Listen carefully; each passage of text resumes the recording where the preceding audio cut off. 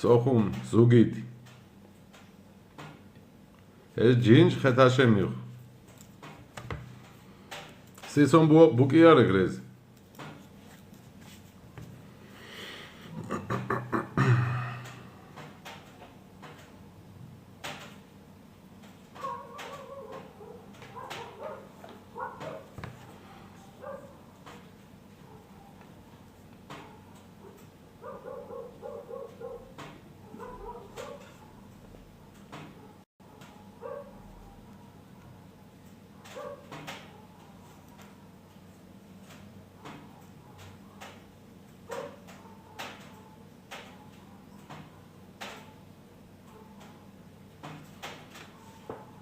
თორსას ბრელბუკი ეფრენა ქოპატონ მე თქოლიო დოჭარით ნუ თუ აიღუნა ბომუთუნ კითხვა თიკოსკუმა მუგო ინტერესუნა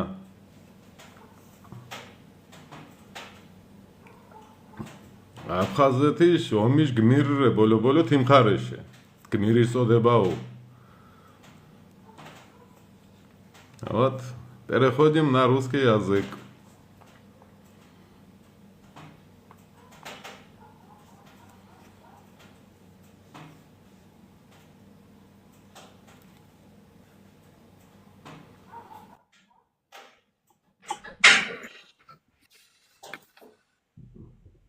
Добрый вечер, Ибрагим Хасанбеевич. Добрый Как вечер. слышите? Все хорошо. Как говорят поляки, wszystko в порządku. Давайте для начала я представлю вас нашему зрителю. Значит, участник грузинско-абхазской войны, герой Абхазии, общественный деятель и лидер черкесского движения за независимость черкесского государства, его в исторических границах. Господин Ибрагим Хасанбеевич Ягар. Я все правильно сказал? Ничего не пропустил? Нет, все правильно.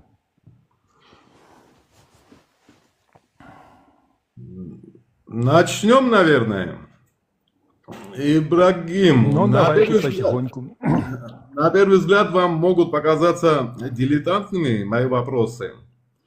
Но поскольку наш зритель не очень разбирается во всем том, о чем мы сейчас будем говорить, поэтому я вам задам такие вопросы, которых я уже знаю заранее, да, я подготавливался, но зритель не знает.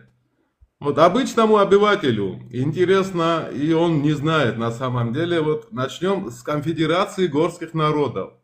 Что это за организация?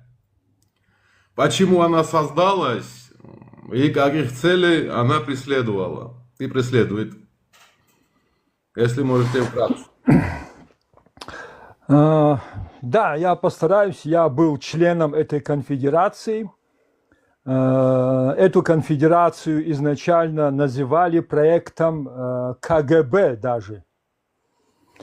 Тогда еще, по-моему, КГБ было. Но в основном эта организация появилась благодаря тому, что в России стало больше кислорода. В 90-х годах народ, мы, молодые, я тогда еще был молодым человеком, мне было около 25 лет, мы поверили, что в России может быть демократия, глотнули немного свободного воздуха.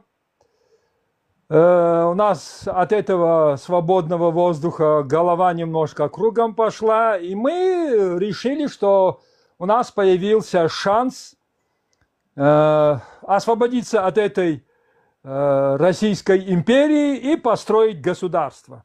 Ну, конечно, не все об этом думали, но вот то поколение, мои друзья, сообщество, к которому я тогда принадлежал, мы в это верили. Но нам не повезло, как Грузии.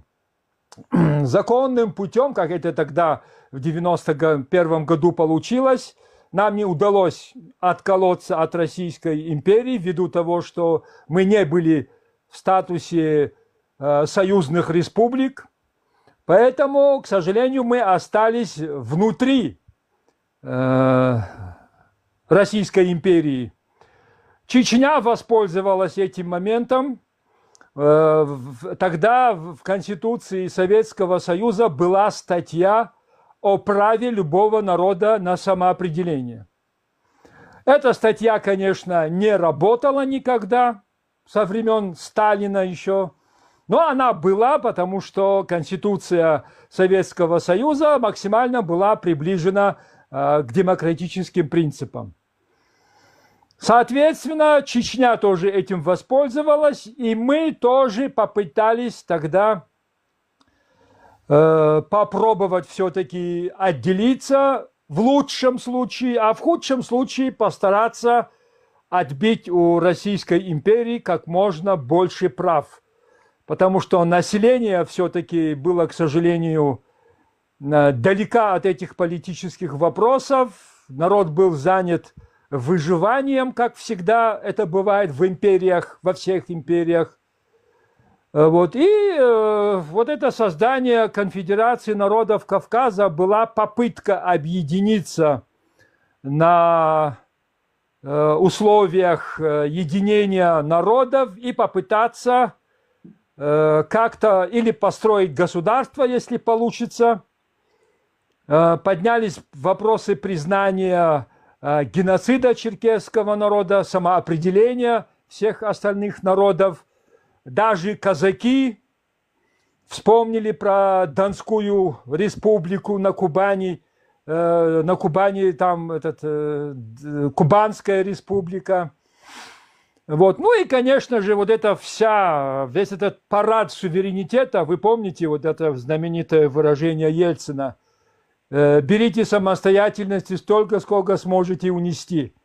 Это была очень кровавая шутка, в которую поверили многие, и для многих это обернулось трагедией, это обернулось войной, в том числе и для Грузии тоже.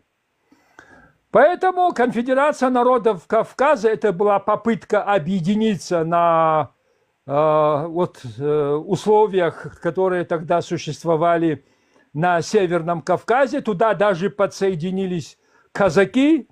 Она называлась Конфедерацией горских народов, а потом была переименована в народов Кавказа, когда, в общем, казаки, я как раз присутствовал на учредительном съезде в Ставрополе, когда казаки вступили в Конфедерацию народов Кавказа, а до этого была Конфедерация горских народов. Многие это констатируют как провокацию со стороны КГБ, но, извините, есть конспирология, есть конфликтология, российская, которая сейчас утверждает, что Дудаев и Шамиль Басаев были агентами КГБ или ГУРа. Ну, это примерно то же самое, скажем так, коротко. Понятно. Тогда второй вопрос. Опять вопрос конфедерации. Как оказались конфедераты на территории Абхазии и какие цели преследовали, когда включились в грузино-абхазский конфликт? Ну, этот вопрос мы жуем уже 34 года. Но Иисус даже столько не прожил. Вот. И, конечно, версий несколько сот. Я не хочу сейчас выдвигать свою версию, я просто вам расскажу, что я тогда чувствовал, молодой 26-летний человек, который только женился. 20 дней до войны. Это было 20 июля, а война началась, как мы помним, 14 августа. Я был преуспевающим фермером, у меня уже сформировался табун лошадей, как предприниматель, активно принимал участие в тех экономических преобразованиях, которые тогда проходили в России. Мы поверили в то, что экономика может подняться, верили в то, что в России может быть демократия, что мы можем интегрироваться в западный мир. куда основная часть молодежи, которая имела такую возможность, пыталась эмигрировать. Тогда у нас был такой анекдот. Ситуация в России создалась такой, что если бы наши деды, которые брали Рейхстаг в Берлине, узнали бы, что там где-то через 80 лет их внуки будут мечтать попасть в Германию, они бы там на месте бы застрелились бы, согласно чести военного. Вот такая ситуация. Мы ездим на Черноморское побережье. Мой род берет начало с Абхазии. Это династия под фамилией Маан. Ну, наверное, те, кто жили в Абхазии, немного знакомы с историей Абхазии, знают об этом. Потом мой род также живет на Северном Кавказе, в Абазе. Там эта фамилия звучит Аган. Также мой род живет и в Кабарде. Вот вся эта территория, в моем понимании, является территорией, этнической территорией Черкесии. А государственная территория – это немножко другая. В Кабарде мой род носит фамилию Еган, с Е начинается. Ну, а по-русски она опять трансформировалась в Яганов. Теперь я Яганов. В этот период у нас были близкие отношения и с абхазами, и со всеми кавказскими народами, в том числе и мы налаживали также и с казаками, с грузинами. Огромная грузинская диаспора живет в Нальчике традиционно. У нас были друзья, я спортом занимался, у нас тренер был Лабжанидзе. Это очень известная династия в Кабарде. Вот все было хорошо, пока мы вдруг не узнали, что танковая колонна со стороны Грузии движется на Сухум. Я вам откровенно скажу, в 1989 году я сидел, смотрел телевизор на те беспорядки, которые проходили в Сухуме, и не мог понять, что эти грузины не могут там поделить. Еще в 1989 году для меня Сухум был грузинским. А потом, когда вот эти события начались, к нам начали приезжать абхазы, мы начали интересоваться, что все-таки там происходит. Мы, откровенно говоря, открыли, я для себя открыл абхазов, открыл, что мой род из Абхазии.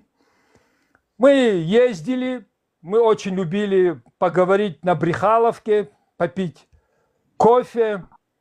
Они, абхазы, начали к нам приезжать, и мы как-то восстановили уже такие близкие взаимоотношения. В 1991 году, 21 мая, мы в Нальчике отмечали, то есть у нас был траурный день по жертвам русско-кавказской войны.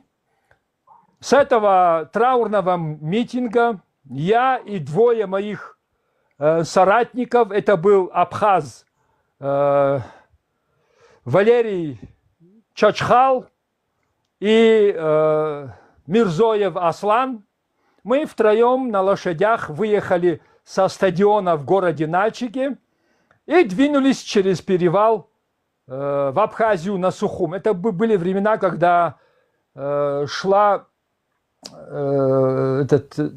Всемирный Черкесский конгресс, первый Всемирный Черкесский конгресс. Я вам скажу, по дороге мы прекрасно, и карачаевцы нас приняли, мы были одеты в национальную одежду. На перевал нам пришлось перейти пешком, потому что было очень много снега, на лошадях мы бы его не преодолели бы, это мы рано вышли. Конец мая, это еще рано, перевалы еще не открыты, но мы, тем не менее, были очень настырными, без оборудования, в общем, соответственно, перешли перевал. На той стороне нас встретили охотники. Там, по-моему, был южный приют, где мы переночевали, погостили у этих охотников. И дальше уже пешком двинулись по Кадору вниз до Сухума. Это было до того, как мы узнали, что танковая колонна двинулась на Сухум.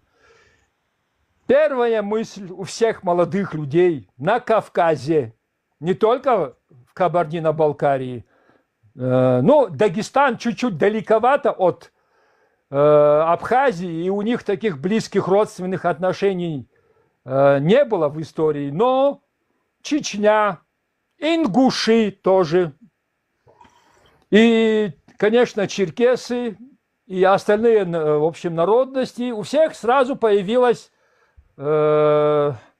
мысль, что надо спасти 100-тысячную Абхазию от 4-миллионного населения Грузии. Вот первая мысль. Ну, чисто по-человечески. Потом, откровенно говоря, вот эти все разговоры пошли. Я должен сказать, что тогда мы воспринимали Грузию как правопреемницей Советской империи. Откровенно говоря, частично и Гамсахурдия, а потом еще и Шеварднадзе претендовали на наследство Советского Союза. Давайте вспомним, что это был очень тяжелый период и для Грузии. Практически шла гражданская война. Законно избранный президент Грузии Зviad Гамсахурдия был отстранен в результате вооруженного переворота. И в Тбилиси вернулся КГБшник, бывший первый секретарь, бывший соратник Горбачева и министр иностранных дел Шеварднадзе. Для нас это было, откровенно говоря, для нас, скажем так, этих черкесских националистов это было буквально шоком. Потому что мы думали, что все-таки идем вперед, а тут мы видим, что что-то возвращается обратно. Но мы понимали, что это не просто так, что есть силы в Грузии, которые заинтересованы в возврате Советского Союза. Мы так это, в общем, восприняли. И то, что Шеварднадзе вернулся обратно в Тбилиси из Москвы, нами было воспринято довольно-таки тяжело. Ну и когда мы услышали, что танковая колонна идет, а потом еще и десант был высажен на Псоу, мы в спешном порядке начали собираться, собрались в Грозном. И с Грозного уже сформировали первую группу. В этой группе был Шамиль Басаев, он командовал группой до Кабарды. По Кабарде и до перевала группой командовал тогда уже я. Вот таким образом я стал тогда командиром. Меня на выборах не выбирали, приказом главнокомандующего не назначали. Я каким-то естественным путем стал, потому что стал проводником, я знал эти горные дороги, потому что до этого еще и через перевал ходил на Черное море. Я как этот конезаводчик работал в горах, много ездил, знал горы, поэтому я вышел, сказал, что могу проводить. Ну, это целая история, это было довольно-таки интересное приключение. И мы на голом энтузиазме, не имея особо оружия, кроме чеченцев, остальные не были вооружены. Желающих помочь тогда абхазскому народу, спасти абхазский народ, как мы это тогда воспринимали от грузинского фашизма. У нас было такое восприятие, что на смену Советского Союза за Кавказом, тогда мы же называли его Закавказье, в общем, приходит грузинский фашизм. Ну, для нас это было как-то неприемлемо, и были некоторые факторы. Во-первых, Грузия получила свою долю артвооружения от советской армии. И мы видели уже, что Грузия хорошо вооружена. Во-вторых, для нас было удивительно, что грузинская армия, она же флота не имела своего, нет, военно-морских сил у Грузии не было, но довольно-таки существенный десант был высажен на Псоу. Его высаживали, если мне память не изменяет, 4 БДК, во главе которого был Цезарь Канунников. Этот Цезарь Канунников при посредничестве украинской армии сейчас перешел в подводный флот. А эту группировку всю прикрывал с воздуха известный нам всем крейсер «Москва», который тоже сейчас является одним из числа подводного флота. Вот эти все, то есть Абхазия окружена, единственная дорога жизни – это через Дамхурц, перевал. Мы считали часы, даже не дни, чтобы спасти абхазский народ от этого фашизма. И мы пешком в тапочках, никто не был готов, кто-то был в тапочках, кто-то был в маечках, без оружия, без ничего, на голом энтузиазме молодежь двинулась на помощь Абхазии. Я вам рассказал то, что я чувствовал, то, что мы, молодые люди, тогда чувствовали. Я прошу меня понять правильно, я не пытаюсь сейчас никого оправдывать и кого-то. Это не пропаганда. Я вам рассказал. Ваши взгляды на тот момент. Что вы да, чувствовали, что нами двигало? Что вы знали. Что нами двигало? Я вас понимаю. Тут у нас желающие задавать вам вопросы. Теперь я их буду по одному поднимать. Значит, у нас будет формат такой. Один человек, один вопрос, исчерпывающий ответ, потом следующий человек. По одному буду всех поднимать. И будут задавать вопросы. Начнем с Тимура, наверное.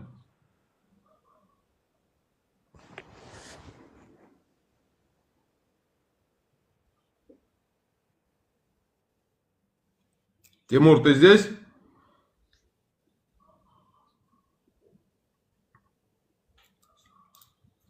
Что-то Тимур не поднимается. Давай Колха тогда. Амуди, я тебе прислал.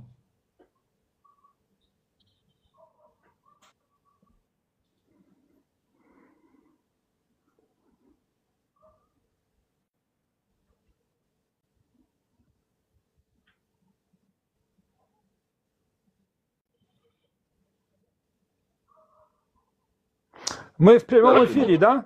Да, мы в прямом эфире. Ну, такие длительные перерывы. Здравствуйте, приветствую всех. Добрый день. Добрый день. У меня очень-очень много вопросов, но так как интерес большой к вашей персоне на данный момент, я воспользуюсь только тогда одним вопросом. В первую очередь, по одному вопросу будет, но несколько вопросов по одной теме. Первое. Я хочу, чтобы вы вспомнили взятие Совмина. И то, что потом произошло, является это военным преступлением. И за что вы казнили военнопленных. Даже они не были военнопленными, это были просто должностные лица. Я не был в этой операции, я был ранен, лечился, был дома, когда, в общем, происходила вот эта операция. Я понимаю, о чем вы говорите. Это расстрел правительства, которое сдалось. Я считаю это военным преступлением. Если вы были бы на месте, вы как-нибудь поменяли бы ход действий? Если бы я был бы там на месте, я бы сделал бы все, чтобы обеспечить безопасность этих людей. Это было военное преступление. Я считаю, что они сдались в плен небольшой кабардинской группе, которой командовал известный, в общем, в Абхазии, герой Абхазии Шоров. Я считаю, он обязан был обеспечить их безопасность. И вообще этот случай я считаю позором для кабардинцев. Этот позор, который нам придется как-то переварить. А кто принял решение, чтобы их расстрелять? Я не знаю, меня там не было. Я не могу ответить на этот вопрос. Еще один вопрос. Меня интересует сам факт взятия Сухуми. Когда уже, я не знаю уже, чьи войска, там все перемешано было, то ли абхазские, то ли русские, то ли северокавказские. Кто основную роль, кто взял за взятие Сухуми, штурм Сухуми? Я часто слышу этот нарратив, что Грузия тогда воевала не с Абхазией, а с Россией. Я часто отвечаю на этот вопрос, мне неоднократно это, в общем, задавали. Но это примерно то же самое, как сейчас Россия утверждает, что воюет не с Украиной, а с НАТО. Давайте на секунду. Сухум был даже не прифронтовым, а фронтовым городом. Практически Сухум совершенно целый. Если даже поискать, там сейчас можно найти мусор довоенного периода. Абхазы, к сожалению, так относятся к своему городу. И давайте вспомним, представим себе Грозный после войны. Вот там действительно воевали русские. Здесь обе стороны были кавказцами, обе стороны считали этот город своим, и обе стороны придерживались каких-то правил ведения войны и общечеловеческих правил. Я это видел своими глазами. Мы это разговоров кухонных, разных сплетен, кого-то расстреляли, кого-то изнасиловали. С обеих сторон очень много. Но ни одного расследованного военного преступления периода войны в 1992 году я, например, не знаю. Наверное, нет. Был случай, когда был сбит вертолет с беженцами. Но я должен признать, что этот вертолет мог быть военной, в общем, целью, потому что гуманитарные вертолеты не могут быть использованы для военнослужащих и для транспортировки оружия. Вы, наверное, видели, есть один ролик Давида Пилия, который тогда командовал партизанской зоной, как он рассказывал, как прилетел вертолет, и оттуда вышли доблестные кабардинцы, красивые, и многие беженцы, которые хотели улететь на этом вертолете, развернулись и ушли домой.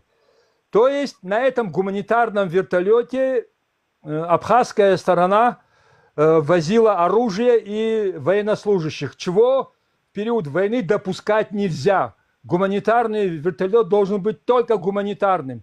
Я уверен, что тот, который стрелял в этот вертолет, если бы знал бы, что там находятся дети и женщины, он бы, наверное, не выстрелил бы. У меня есть имена, фамилии лидеров абхазского сопротивления, которые находились в этом вертолете. Аслан Зантария, Владимир Анскупов. И, между прочим, говорят, что еще один кабардинец сидел в этом вертолете. Да. Феликс Бекалбек. Да, я его знал. Бекалдиев. Это правда, да? Это правда. Значит, это была легальной целью, так получается? Получается, да. Получается так. Это тяжело говорить, но так получается. И фактически давайте, в общем, представим Грозный, где действительно воевала российская армия, что осталось от него. Давайте, в общем, посмотрим, что осталось от Мариуполя в Украине. Там тоже воюет российская армия. И российская армия с периода Кавказской войны всегда использовала тактику выжженной земли. Если бы российская армия, которая двурушничала, она тогда сотрудничала с обеими сторонами. Их задача была, чтобы этот конфликт тлеял долго и нудно. И благодаря этому конфликту они держали контроль не только над Абхазией, но и над Грузией тоже. Это те методы, которые понятны русским. Они по-другому не работают, они другого не понимают. Только позицию силы, позицию уничтожения. И вот эту тактику выжженной земли они используют уже лет 500, наверное, не меньше. Я так себе представляю, когда гуманитарный вертолет поднимается в воздух, до того, как подняться в воздух, обе стороны соглашаются, что это гуманитарный, и одна сторона дает второй стороне добро на вылет. Так. Было ли это спланировано с грузинской стороной, что этот вертолет может подняться в воздух? Я не в курсе, я не знаю. Я не принимал участие в организации этого рейса. Понятно. А что касается, что русские там не воевали. Вот меня интересует такой вопрос. Ну, северокавказцы, они все являлись гражданами Российской Федерации, это раз. Но этнически русские присутствовали на войне? Меня это в конфликте, меня это интересует. Казаки или регулярные были. Какие-то части? Нет, регулярных частей русских не было. Это я могу засвидетельствовать. Я их не видел, их не было. Я бывал там практически на всех фронтах до штурма Сухума. А в битве при Тамыше вы были? Нет, в Тамыше я не был. Я был в Шуромах. Там говорят, что вы Гаграх. в десант российский. Нет, я там не был. Русские туда живой силой не входили, им это не нужно было. Они хотели, чтобы этот конфликт тлеял долго и нудно. Они обеим сторонам продавали оружие, они решали свои вопросы там, поэтому я уверен в том, что, во-первых, в тех местах, где я сам воевал, русских солдат не было, это точно. Я уверен, что в других местах их тоже не было. Надобности в этом не было, и Россия в этот, в общем, период еще так глубоко в эти конфликты не вошла. Бытует мнение, ходят такие слухи, что во время войны с обоих сторон участвовали спецслужбы непонятных государств, которые занимались более разжиганием, стравливанием. Допустим, могу рассказать вам один пример. Перед интервью с вами я консультировался, расспрашивал многих ветеранов войны с грузинской стороны. И мне рассказали очень интересный факт с Восточного фронта. Как вы понимаете, Восточный фронт, он был такой, население востока Абхазии, такой анклавный, да? Одна деревня абхазская, другая грузинская, третья абхазская и так далее. И позиции, соответственно, по этим деревням проходили. Мне рассказали такую ситуацию в Меркулах. 93-й год, до перемирия, лето, происходит стычка. Абхазская сторона переходит в атаку, большая перестрелка, большие потери с обоих сторон. И уже когда бой затих, на грузинской стороне остаются 7 убитых абхазцев. Так как я уже сказал, соседние деревни, да, там с друг другом воевали, грузинская сторона узнает этих убитых абхазцев в соседней деревне. Ну, ясно, до войны они друг друга знали, вместе в футбол играли. Ну, узнали, знакомые меркульские ребята были абхазские. И, соответственно, в жест доброй воли, они договорились поменяться убитыми. На той стороне тоже остались грузинские убитые. Мы, говорит, договорились поменяться убитыми, но прежде чем поменять их, в жест доброй воли позвали, говорит, своих женщин с деревни, чтобы этих покойников привести в порядок.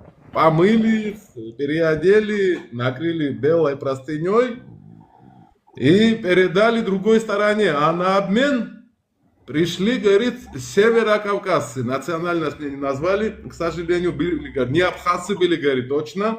Мы этим северокавказцам передаем, говорит, эти 7 покойников.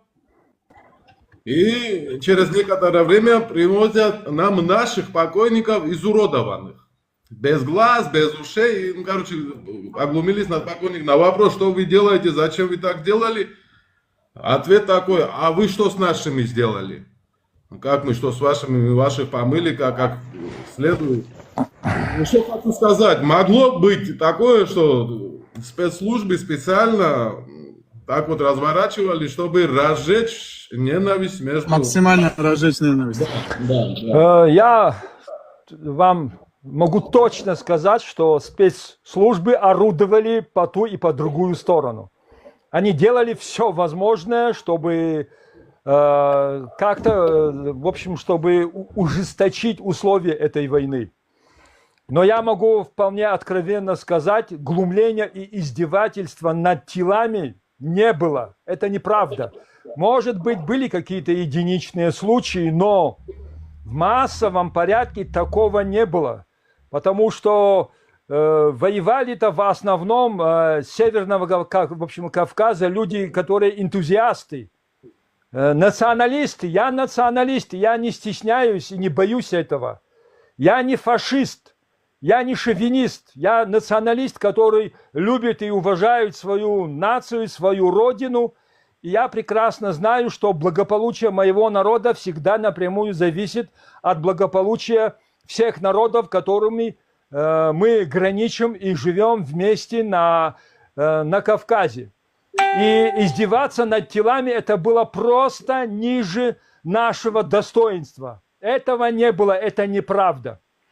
Но, конечно, единичные случаи, когда... И еще один вопрос. Да.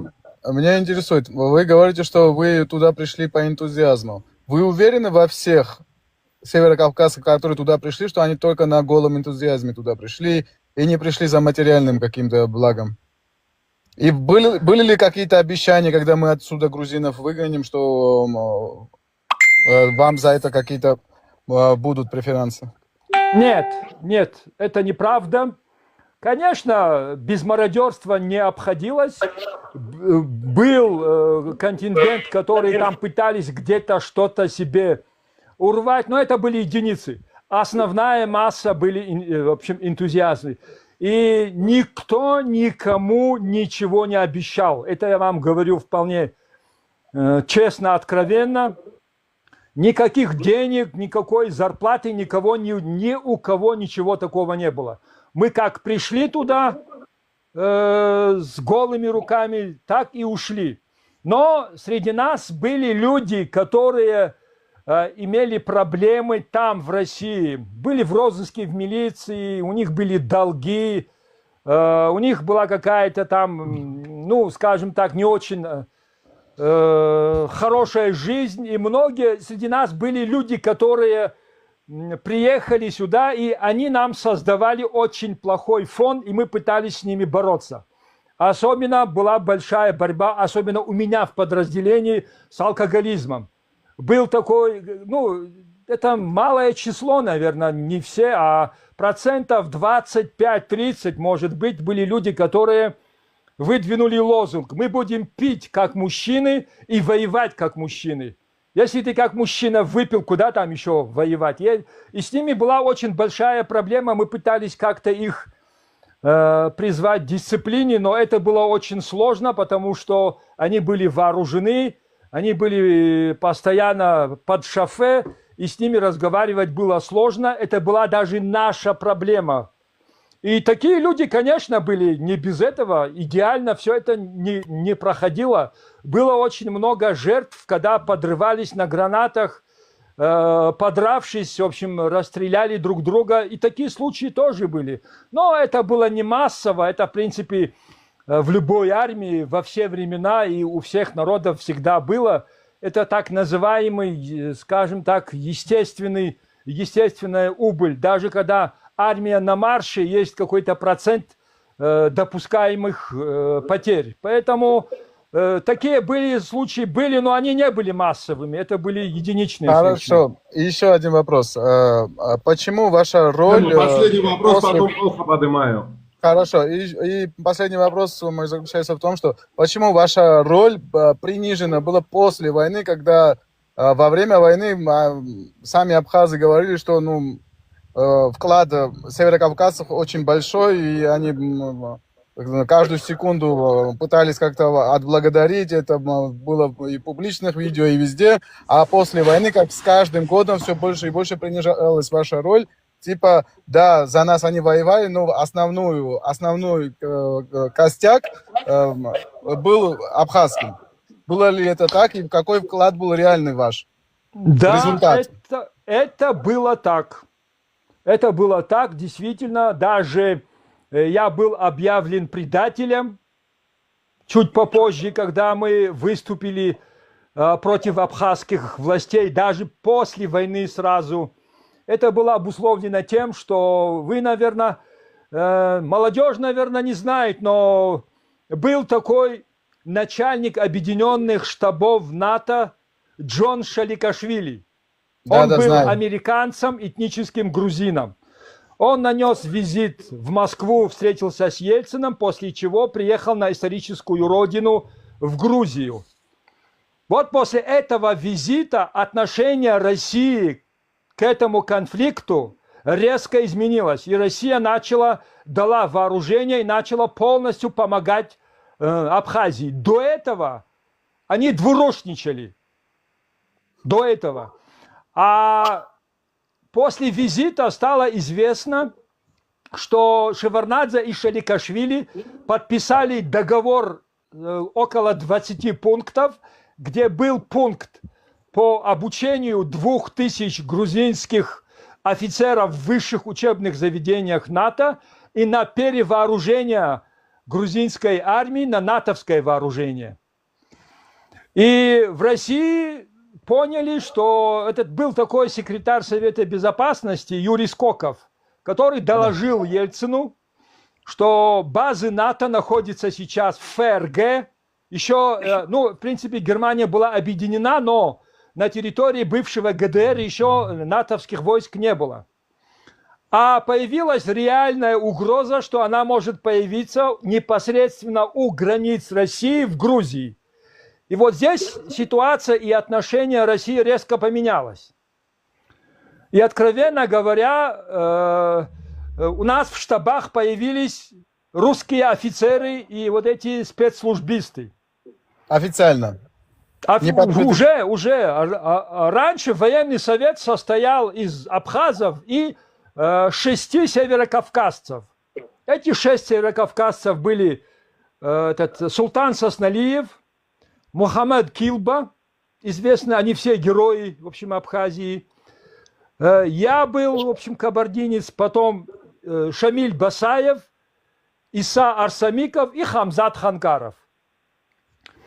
Потом, после этого, Султан Сосналиев и Мухаммед Килба, как кадровые бывшие советские офицеры, остались, в общем, в командовании, а нас, как террористов, буквально отстранили, по всей вероятности, по требованию российской стороны. И нас даже перестали приглашать на заседание военного совета, мы как-то остались, в общем, за бортом, скажем так. Это было после, где-то примерно ноябрь-декабрь месяц 92 года. Так все-таки ответьте на тот вопрос. Каков был ваш вклад северокавказцев в результат войны? Нет, это был очень большой вклад. Откровенно говоря, если бы северокавказцы вовремя не приехали бы и не поддержали бы Абхазию, то вот эта танковая колонна, она бы, наверное, проехала насквозь. А потом уже они поняли, что они не одни, что у них есть братья, родственники, которые могут их поддержать, что у них беда, и они с этой бедой один не остались. А потом уже, я вам скажу так, в каждом абхазском подразделении как талисман был один кабардинец и чеченец. И они даже морально и физически, и чем могли, всегда поддерживали. Поэтому роль северокавказцев была довольно-таки, в общем, серьезной. И абхазы не могут говорить, что это они одни выиграли эту войну. Конечно, основной груз они понесли, потому что это ихняя, по большому счету, родина, это ихняя война. И я это все видел своими глазами, они вытянули эту войну.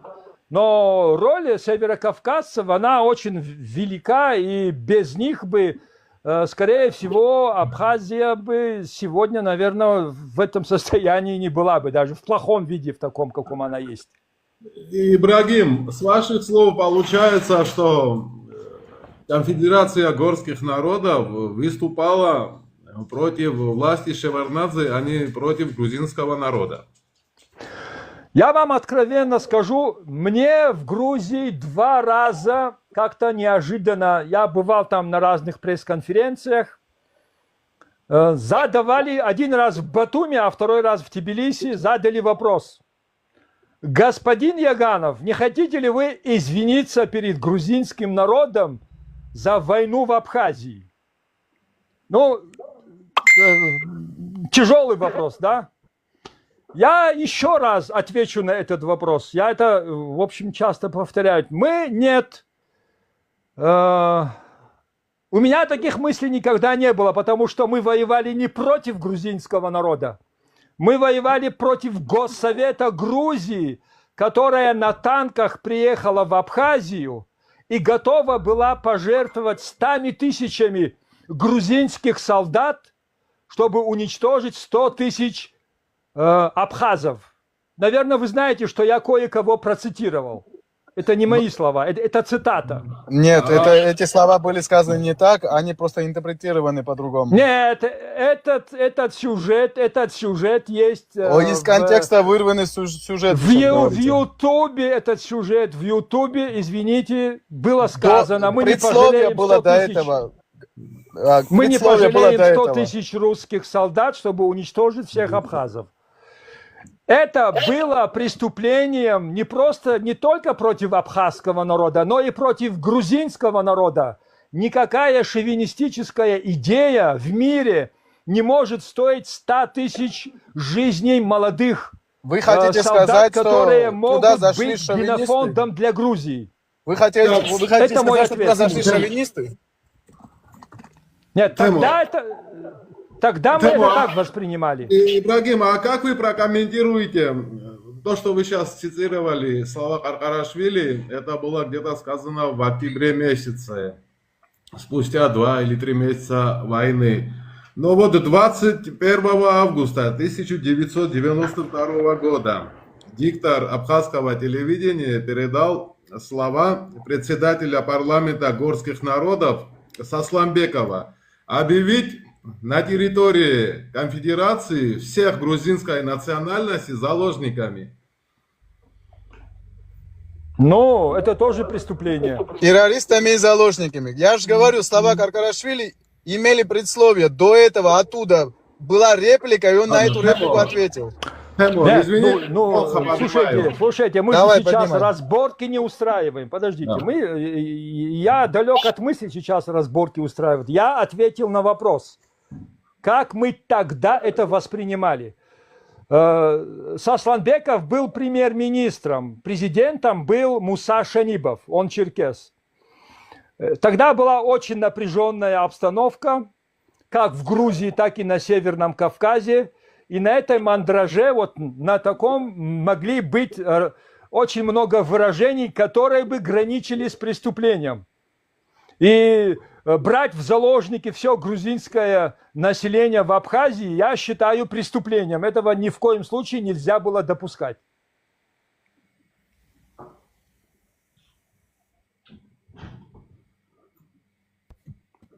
Так, еще вопросы есть?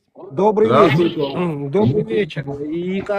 Добрый вечер, господин Яганов. Знаете, у меня вот по поводу того, что слова вы цитировали Каркарашвили, но я как раз вот хотел по этому поводу, это был официальный приказ той организации, в которой вы состояли. В связи с этим у меня есть первый вопрос. Я просто прошу, чтобы вы не воспринимали его близко к сердцу. Вот в связи с этим приказом и ввиду того, что вы его исполняли, скажите, пожалуйста, вы себя считаете террористом?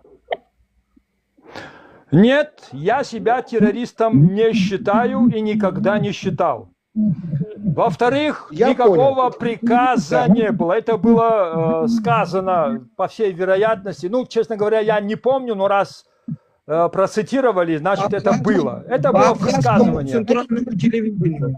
Приказ горских Никакого народов. приказа брать все грузинское население Абхазии в заложники Не, я не Абхазии никогда даже, не получал и не выполнял. Федерации. Так давайте На по одному территории всей разговаривать. конфедерации было. Даже не в Абхазии, а по всему Северному Кавказу. Давайте по одному разговаривать. Я еще раз повторюсь. Такого приказа я не видел, такого приказа я не получал и такого приказа я не выполнял. Я понял. Хорошо. Тогда у меня второй вопрос к вам будет. Скажите, пожалуйста, вы говорите, что русские не помогали в войне против Грузии. Скажите, пожалуйста, чьи самолеты бомбили город Сухуми и с чего после окончания, значит, боевых действий на этой территории 362 кадровых российских военных были представлены к так называемым государственным наградам Абхазии? Во-первых, Сухум не был разбомблен. Это миф. Я не говорю, что он разбомблен, я говорю бомбили. Российские не бомбили. Российские самолеты брали деньги и пуляли, в общем, в кусты. Сухум совершенно целый остался после войны. Несколько домов, может быть, было повреждено, но это было незначительно. Во-вторых, что касается, в общем, России, она двурушничала с обеих сторон, поддерживала температуру, чтобы оно не погасло. Я это уже говорил. Поэтому сейчас пытаться доказать, что там воевала российская армия, это абсурд. Это примерно, еще раз повторюсь, тоже. Давайте не перебивать друг друга. Господин Яган, нет, я понимаю, вы просто повторяетесь. Вы меня, ради бога, извините. Вы повторяетесь о том, что Россия двурушь. Я понимаю, я задал прямой вопрос. Не разбомбил. Не было вопроса, кто разбомбил город Сухуми. Я вам задал вопрос. Чья авиация бомбила город Сухуми? Чья авиация? Да? Просто я страну, хочу, чтобы вы назвали просто страну. Чья это была авиация? Не почему, а чья это была авиация? Да? И после окончания боевых действий 362 российских кадровых военных были представлены к наградам. Вот просто я это хочу, чтобы вы прокомментировали. Вот и все. Это басня, это неправда. Сухум российская авиация не бомбила. Они несколько раз имитировали воздушный налет. В том числе они также имитировали и налеты были и на абхазской стороне. Скорее всего, это не были, в общем, российскими, потому что, в общем, скорее всего, авиация грузинская была. Мы помним это. Поэтому, кстати, я вам хочу сказать, господин Яганов, что один из самолетов российских грузинской артиллерии был сбит. Да, я знаю об этом. Туда даже Шеварднадзе пытался подняться, посмотреть на место, где упал этот самолет. Это был российский самолет. Они брали деньги у абхазов и имитировали, в общем, нападение. Сухум совершенно остался целым. Он не был, в общем, разбомблен.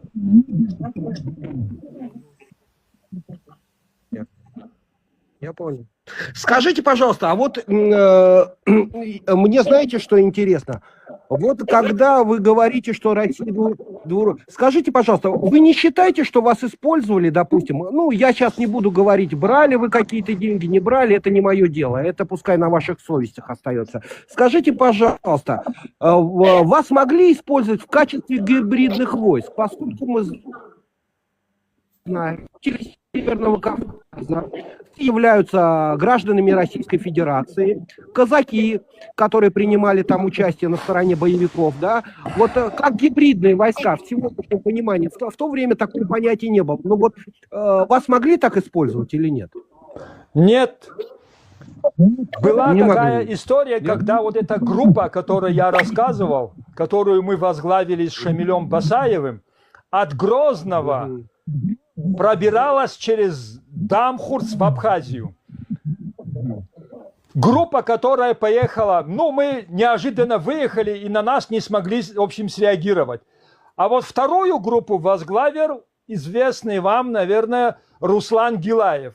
Эта группа была задержана в районе Пятигорска, их пытались разоружить, но они как-то умудрились взять какой-то автобус, в общем, в заложники, и их пропустили.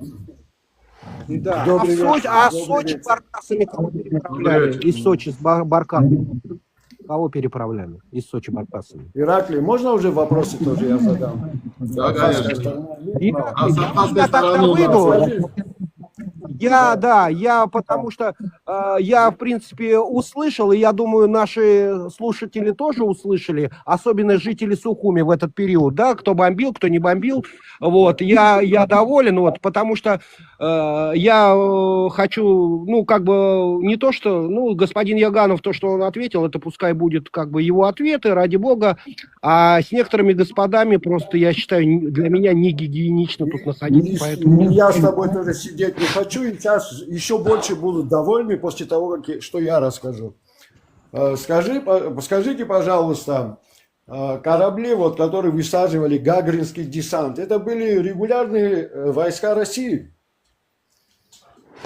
БДК «Цезарь Канунников», который высаживал десант, и крейсер «Москва», который обеспечивал ПВО для этой группировки кораблей, это были ВМФ Российской Федерации. А оружие, танки Т-55 Грузия выпускает, самолеты Су-25. Су-25 выпускает, между прочим. Это передано было России. Так, стоп. Это Россия была Оружие, передана? которое использовалось в этой войне с обеих сторон, Да. были российскими, советскими. Грузия тогда при разделе артвооружения Закавказского военного округа получила официально свою долю артвооружения, и на основании вот этого вооружения и советских офицеров грузинской национальности была сформирована наспех была сформирована грузинская так называемая армия тогда. Да, очень хорошо.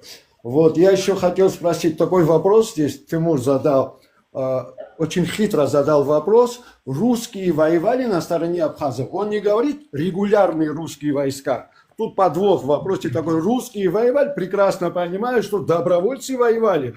Но дело в том, что также можно сказать, русские воевали на стороне грузин. Нет, русские были. У меня в подразделении Просто были, русские, в общем, да. русские. Нет, на стороне грузин, я имею в виду. Но и они были и на обеих сторонах. Но регулярных вооруженных сил Российской Федерации не было ни там, ни на грузинской, ни на абхазской стороне. Спасибо за ответ, спасибо за ответ. Украинцы воевали на стороне Грузии? Ну, мы слышали такие слухи, но украинцев мы не видели. Ну, в плен, по крайней мере, к нам никто не попадал. Но слухи такие были, и были такие слухи, что какие-то белые колготки, женщины, стрелки там из Латвии тоже там воюют. Но это были, скажем так, мифы войны, о которых было интересно, в общем, разговаривать в блиндаже, когда нечего было делать в период перемирия. Я недавно, извиняюсь, недавно смотрел интервью Валерий Айба, участник и лидер сопротивления с абхазской стороны. Вот Валерий Айба в своем интервью упоминает 3 русских генералов. Один Сигуткин, второй, забыл фамилия, и третий не русская фамилия, где-то записал и листочек. В общем, 3 русских генералов, которые помогали им планировать операции. Но в это же время он подчеркивает, что происходили утечки потом же с этого же штаба на грузинскую сторону. Как заявил господин Ибрагим, они двуличные, и на ту сторону играли, и на эту сторону. Сама абхазская сторона это признает, этот факт. Это справедливо. Я считаю, действительно, да. Когда я слышу, что грузинская сторона с русскими воевали, с русской регулярной армией, а не с абхазами, ну, ей-богу, смешно мне становится. Вот давай спросим ветерана. хоть раз в наступлении 5 января или 15 марта вы чувствовали поддержку русской авиации? Я вам один анекдот расскажу этого периода. Это, по-моему, в марте было. Нам сказали, что точно в одно время передислоцироваться и ждать какого-то огромного взрыва. И всем открыть рот, чтобы не пробило, в общем, эти ушные перепонки. И мы сидели, ждали, что якобы там российская разведка заминировала вдоль позиции и будет грандиозный взрыв ровно там в назначенное время. Всем открыть рот. И мы сидели, открыв рот и ждали этого взрыва. Мы тоже. Это был анекдот. Это 15 марта было ночью. Да, 15 вот мы марта. сидели с открытым ртом, чтобы нам не перебило барабанные перепонки на ушах. Да. 15 марта 005. Должны Да. были взорваться 500-килограммовые бомбы. Потом позвонили, сказали, что самоликвидация сработает и в 00:15 они взорвутся. А потом сказали, что отсырели байки и взрыва не будет. Да, Вот это все было... да. Я бы насчет украинцев хотел сказать, существуют документальные кадры, батальон «Аргон» назывался, и 16 человек погибло, и в парке Курченко было похоронено, даже похороны их не сняты были на камеру. Вот. Что касается русских, которые воевали, даже в мемуарах такого Цхов Рибашвили, начальник штаба батальона Ахалая, описывает русские имена, называет фамилии, которые воевали на стороне, вот как сухомчане, русские ребята, которые воевали. Вот. Что касается, вот Тимур здесь задавал вопрос, военные преступления. Хороший вопрос. Когда абхазы вышли за Гумисту и оставили город Сухом, Гагру и вошли грузинские войска, то, чем они занимались, можно назвать военными преступлениями. А также 15 марта и 5 января ни одного пленного нам не вернули. Это можно назвать военным преступлением? Пока это миф. Военное преступление может быть признано только тогда, когда оно расследовано. Но вот таких мифов относительно издевательства над этими мирным населением, грузинским и абхазским, мифы об глумлении над трупами, вот все эти мифы есть, но преступлением это может считаться тогда, когда расследовано. Вот в Украине несколько тысяч расследовано прокуратурой военных преступлений. Мы об этом знаем. Но в Абхазии и в Грузии таких я просто не знаю. Да. Если вы Еще знаете, один можете вопрос. предъявить. Следующего оппонента должен поднять. Последний вопрос, Бес. Да, еще один вопрос. Наверное, ты слышал этот миф знаменитый, что абхазы играли в футбол головами грузин на Гагринском стадионе. Ты когда Да. слышал о таком факте? Можешь Нет, подтвердить или это опровергнуть? провокация. Скорее всего, это была именно вот провокация спецслужб.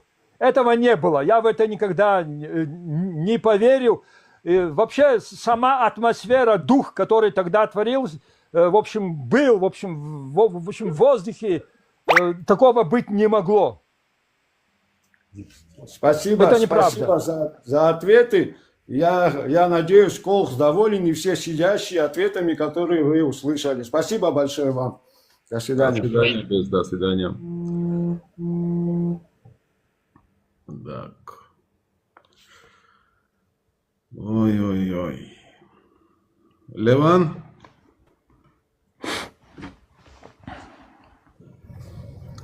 Добрый времени суток всем. Иракли, Калмурцку. Здравствуй, Леван, здравствуй. Дорогие, я представлюсь первого. Меня зовут Ливан, я родился в Виноре, в Ачамчиле, я грузин, сейчас живу в Штатах. Ибрагим, я вас услышал, что вы сказали. У меня вот такой вопрос. Бывало ли в Российской Федерации выдавали звание Героя Российской Федерации тем людям, которые воевали в Абхазии против грузин? Я не знаю таких фактов, чтобы кто-то стал героем России за войну в Абхазии. Да, к сожалению, я вас слушал и много чего не знаете. Виталий Вольфов, чтобы вы знали, для информации. У меня второй вопрос. Военные самолеты, российские военные самолеты не бомбили город Сухум, я это услышал. Военный флот, военные катера Российской Федерации поддерживали абхазскую сторону или нет? Нет. Фактов никаких нету. Ну, по крайней мере, там, где я воевал, таких случаев не было, это точно. Ну, я понял. Это фактов нету, или вы не знаете об этом? Уточните, пожалуйста. Вот где я воевал, таких фактов не было, это точно, я могу засвидетельствовать. Ну, вы на Западном Понятно. фронте, а там Ну, не понял, было понял, необходимости. да. Например, вот танкер «Дон» не заправлял российские военные корабли, например, Кил-25, ВТН-38, БМ-67, 66, Коловиду и так далее. Понятно, вы это просто не знаете. Не у меня знаю. же следующего. Да, ну, понятно, вы не знаете. У меня вопрос такой. Вы сказали, что вот грузины заехали на танках в августе. Кто начал войну в Абхазии? Грузинская сторона или абхазская сторона? Ну, слишком наивный вопрос. Да, я очень наивен. И такой, ну... Но если вам неудобно отвечать, вы просто скажете. Нет, Давайте Бог следующий начал вопрос. эту войну. Если вы думаете, что война это чья-то прихоть, то вы в глубоком заблуждении. Даже Чингисхан, великий завоеватель, когда начинал какие-то войны, был обязан как-то это мотивировать, объяснить своим воинам, особенно элите, что эта война необходима. Ибрагим, родной вы мой человек, давайте не перейдем в ту историю, которая нам не интересна. У нас конкретная цель подняться сюда. Иракли, спасибо, что вы позвали Ибрагиму, дали нам возможность поговорить с этим человеком. Следующий мой вопрос. Вот вы сказали, там, вы не считаете людей террористами, которые были в Конфедерации горских народов. А высказывание, то, что объявить город Тбилиси зоной бедствия или применить все усилия, даже террористические акты, вы не считаете, что те люди, которые были в этом батальоне, они террористы? Это так? В каком батальоне? Не батальоне, это Конфедерация горских народов. Горских народов. Не Нет, батальон, эти заявления были не больше, чем пропаганда. Понятно. Вот, Руководители, Ибрагим, тогдашние можно, руководители... извините, я уточню. Вот я скажу, что я собираюсь устроить террористический акт, я не знаю, где-то, например, Нальчике в Москве, там происходит война, убивают мирных жителей, а после 30 лет я скажу, нет, я не был террористом, это просто было заявление. Вас это устроит, Ибрагим? Если я бы устраивал эти террористические акты, я принимал участие в таких мероприятиях, тогда да, я террорист. Но если кто-то из тогдашних руководителей на митинге в целях пропаганды объявил Грузию зоной бедствия, это еще не терроризм, это просто пропаганда. А для чего это нужно было тогда? Да, тогда у этих руководителей, от которых народ ждал каких-то конкретных решений, кроме этого слова и этой пропаганды, больше ничего не было. Это все, что они могли в этот период сделать для того, чтобы как-то разрулить эту ситуацию и доказать своим людям, которые смотрят ему в рот, что они что-то делают, чем-то руководят, что они не просто так их возглавляют. Вот сейчас этого... Прогулочные катера, да? Да, прогулочные катера. Да. Обычные. И вот это самая крупная вот эта ракета была. Понадобился нефтяной танкер «Волга», да? Какой танкер? Ну, танкер, который заходил, заправлял абхазскую сторону. «Волга» назывался танкер. Ну, я не знаю. Это тоже понятно, вы не знаете. Из области, хорошо, последний вопрос. Ибрагим, да. родной мой, последний вопрос. Если бы сегодня была бы та же самая ситуация на территории Абхазии, вы воевали бы еще раз и ваши братья против грузинов? Я скажу откровенно, я нет. Я нет, потому что то, что я сейчас, ту вакханалию, которую я вижу в Абхазии, я воевал не за это. У нас были совершенно другие идеи. Понятно. принципы. Вопрос был, вы и ваши братья сегодня, если случилось то же самое, вы воевали против грузинов, да или нет? Я отвечаю, за себя отвечаю. Я бы не воевал Понятно. сегодня. Если завтра это произойдет, я туда воевать не поеду. Однозначно. Что вы скажете, например, абхазам сегодня, лучше быть независимыми в тех рамках, в которых они сегодня живут, или быть в составе Грузии? У Абхазии нет независимости. Они попали в Российскую империю, из которой мы пытаемся выбраться. Я понял. И Ответь. мы пытаемся выбраться, в общем, оттуда. Опа, извините. Хорошо.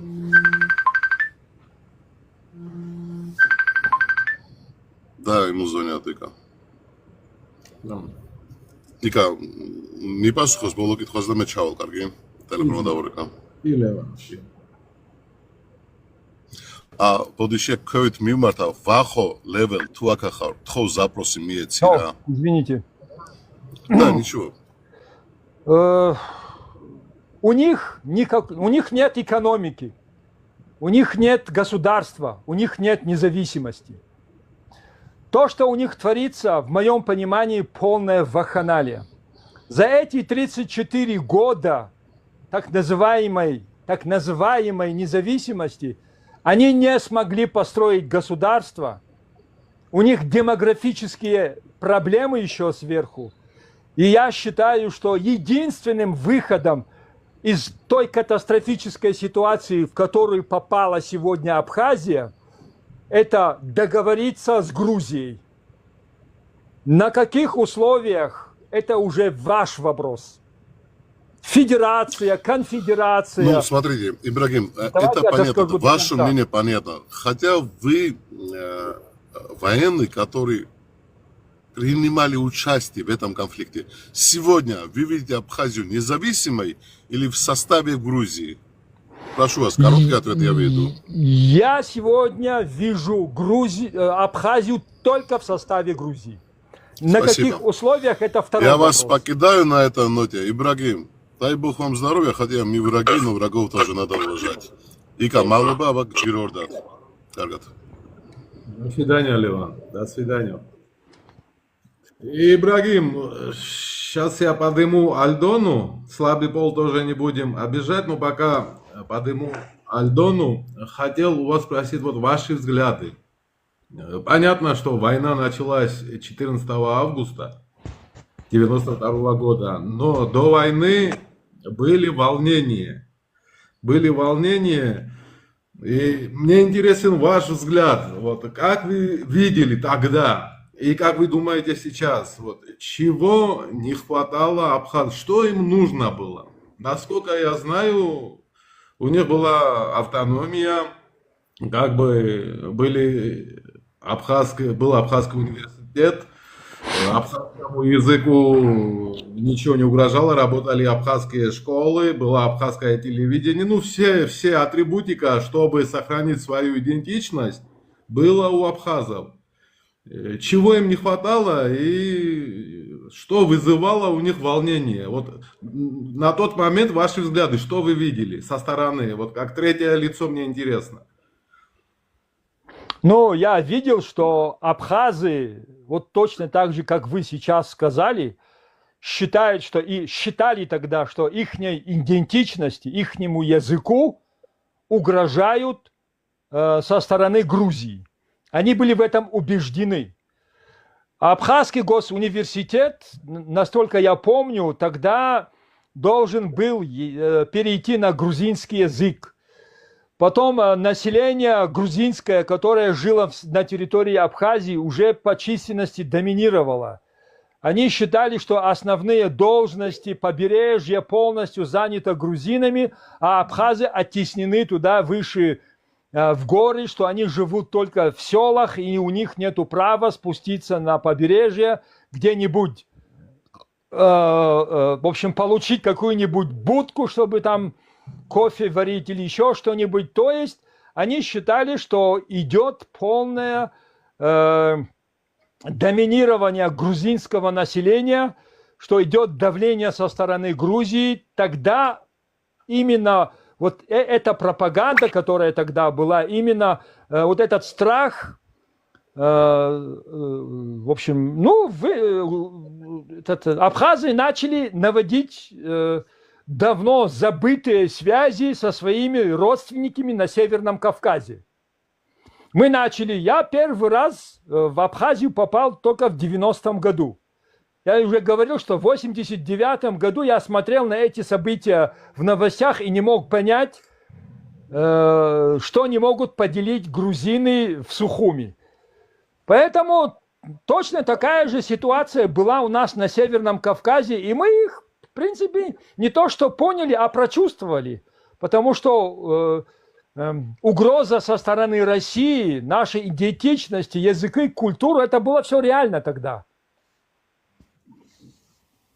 Понятненько. Альдона, здравствуйте, Альдона. Добрый вечер, господа.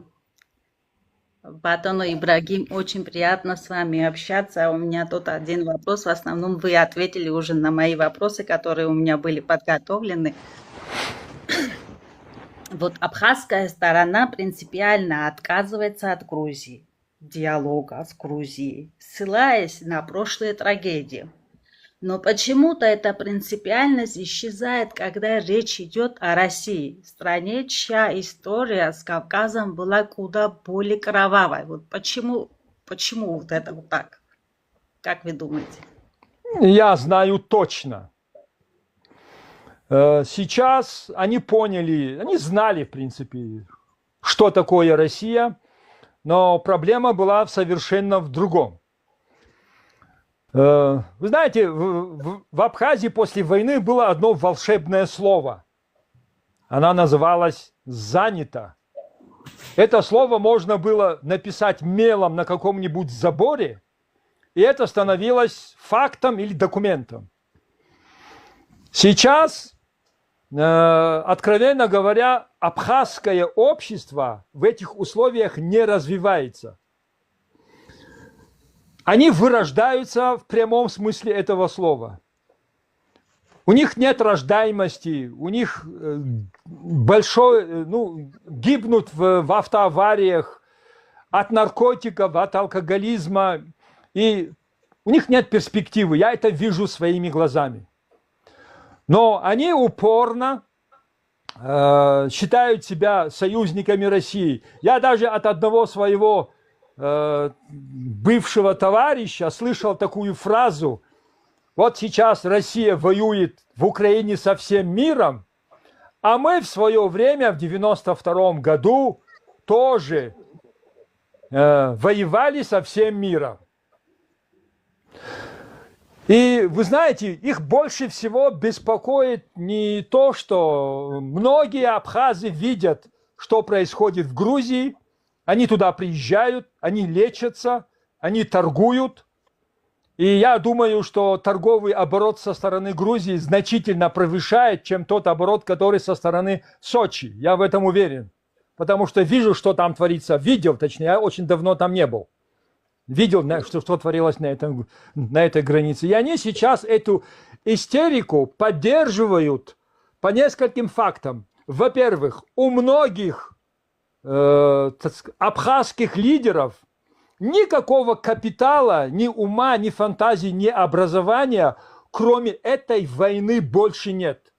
Если они сейчас признают, что союз с Россией и то, что и как они относятся к России, было ошибочной, они просто перечеркнут свою жизнь.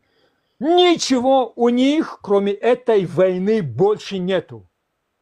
Во-вторых, если они сейчас поменяют вот эту истеричную политику в отношении Грузии и начнут договариваться, а все равно придется, потому что эпоха России уже прошла, все равно придется, то возникает вопрос, что делать вот с тем имуществом, которое грузинские беженцы оставили в Абхазии, и было занято кем-то.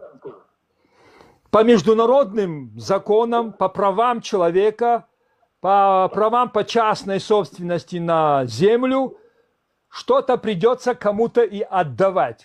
Какие-то беженцы должны вернуться. Это очень тяжелый, сложный вопрос. Сейчас однозначно это обсуждать будет очень сложно, но тем не менее когда-нибудь, в общем, придется. И вот то, что что-то придется отдавать, ну, скажем так, нажитое непосильным трудом добро, их очень тяготит. Для них это большая проблема. Ну, а то, что постепенно Абхазия становится не просто Россией, а Арменией, это факт, который они видят. И вот в этой сложнейшей ситуации, когда они распродали практически все, что могли распродать, заняли и разграбили все, что они могли занять и разграбить, и попав вот в эту зависимость, когда сыр обычно бесплатно бывает только в мышеловке. И то, что Россия помогала Абхазии, так сказать, это был сыром в мышеловке, куда они уже попали. И она захлопывается, в общем, к сожалению. Единственным спасением для Абхазии является Грузия. Даже мы не сможем им ничем помочь, ни северокавказские народы, потому что мы бессильны перед Россией. А угроза сейчас, в общем, идет со стороны России. Я, например, реально вижу, что Россия пытается отдать Абхазию Армении как компенсацию за Карабах.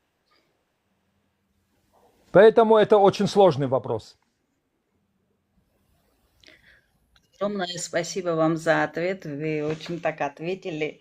У меня был еще другой вопрос, но вы тоже ответили на это. В общем, однозначно для абхазов Грузия не является угрозой, и это шанс для них для самовыживания, да?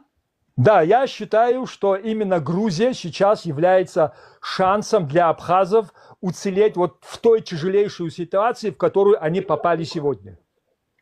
Огромное спасибо и удачного эфира, ребята. Ибрагим, я отдалюсь от нашей темы. У меня такой вопрос возник. Кто такие черкесы? Ну, черкесы – это этническая группа на Северном Кавказе. Туда входят две этнические группы – это адыга и абаза. Адыги – это эти шапсуги, бжедуги, бесланеевцы, камиргоевцы, женеевцы, их много перечислить можно. К категории абаза относятся абазины, которые живут на Северном Кавказе, и абхазы, которые живут на побережье Черного моря. Апсуа – это те же абазы, которые живут у Псы. Псы – это вода. А те, в общем, абазины, которые живут в горах и на Северном Кавказе, ну, вот все эти общности еще делятся на другие мелкие. Между этими двумя сообществами есть, в общем, переходный, скажем так, народ, которых могут отнести и к тем, и к другим.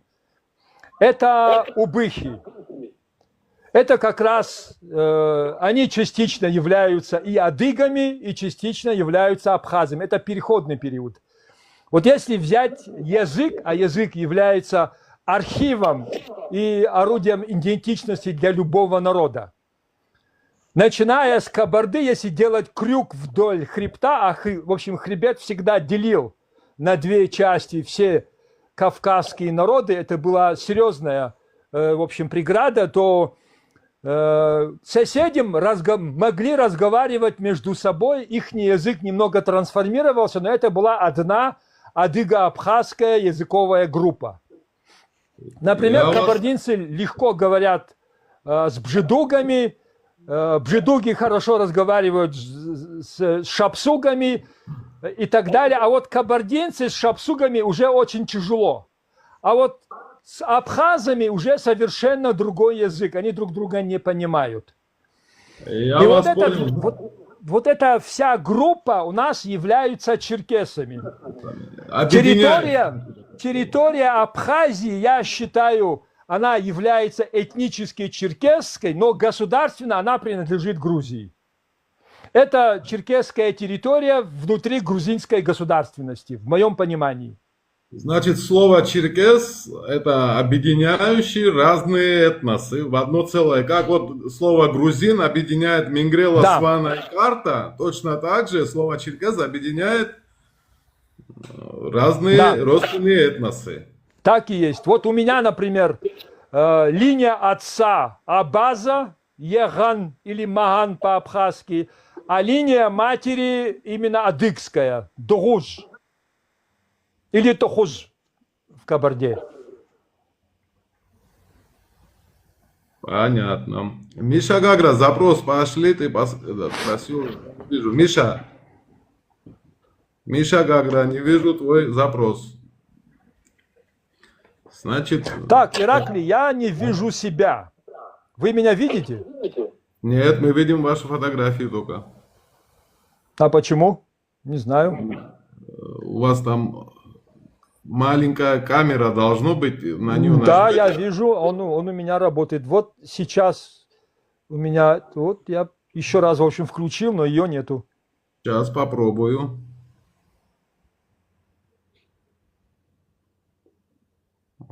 Что-то не включается.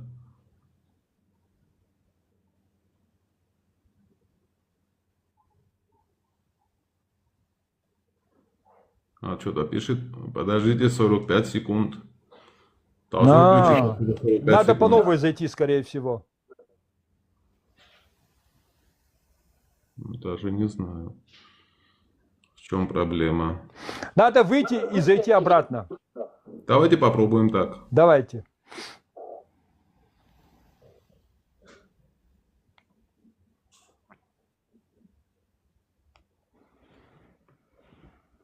Во. Ну. Сейчас вас видно. Только вас сбоку видно, вам надо будет телефон развернуть. Да, Поставить ровно поставьте телефон. Вот так. Во. Так, Во. слышно меня? Да, и слышно лучше, и видно вас.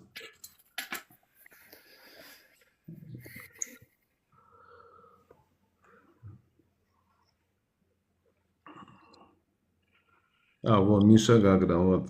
Есть еще человек с вопросами. Добрый вечер. Ираклий Булкия, зрителям.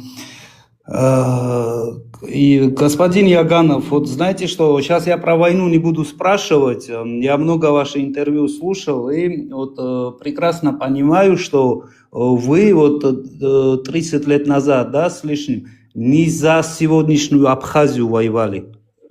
То есть сегодня в Абхазии совсем другая ситуация, не то, что вы ожидали просто увидеть. Да? Абхазия для вас была таким окошком в современный мир.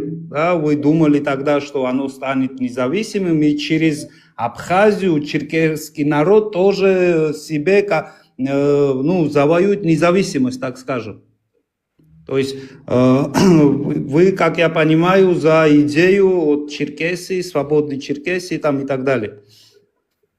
Смотрите, вот как вы думаете, что надо вот сегодня сделать в Абхазии, то есть в какую сторону идти, какие-то конкретные шаги, чтобы вот как-то... В общем, соединили.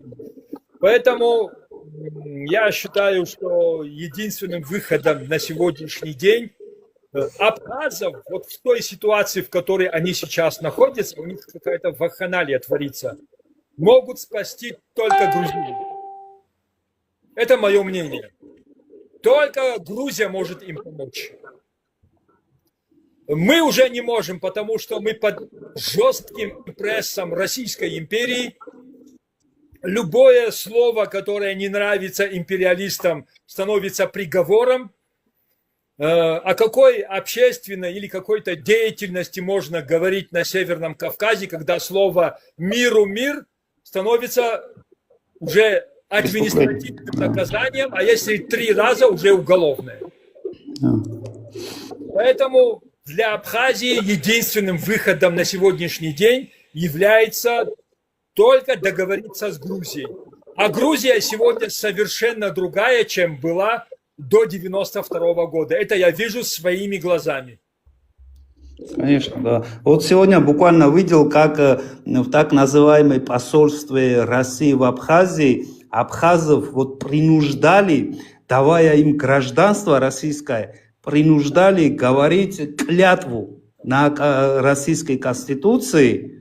Прямо видео есть, несколько человек специально их сняли, чтобы они вот так публично давали клятву на конституции Российской Федерации, когда они получали российские паспорта. Ну, о какой независимости можно говорить, если тебе всучили чужой паспорт? Конечно. Там еще другая проблема очень. Вот абхазы очень боятся. Вот сейчас у кого российские паспорта, они даже жалеют об этом, что они взяли российский паспорт. Как мы знаем, допустим, кто не согласен с политикой Москвы, ну возьмем, например, депутат Канкварчия. Такой здоровый человек, у него там еще амбалом называют. Он прямо говорит, что недоволен этой политикой российской, ибо отняли у него российский паспорт и внесли в список иноагентов.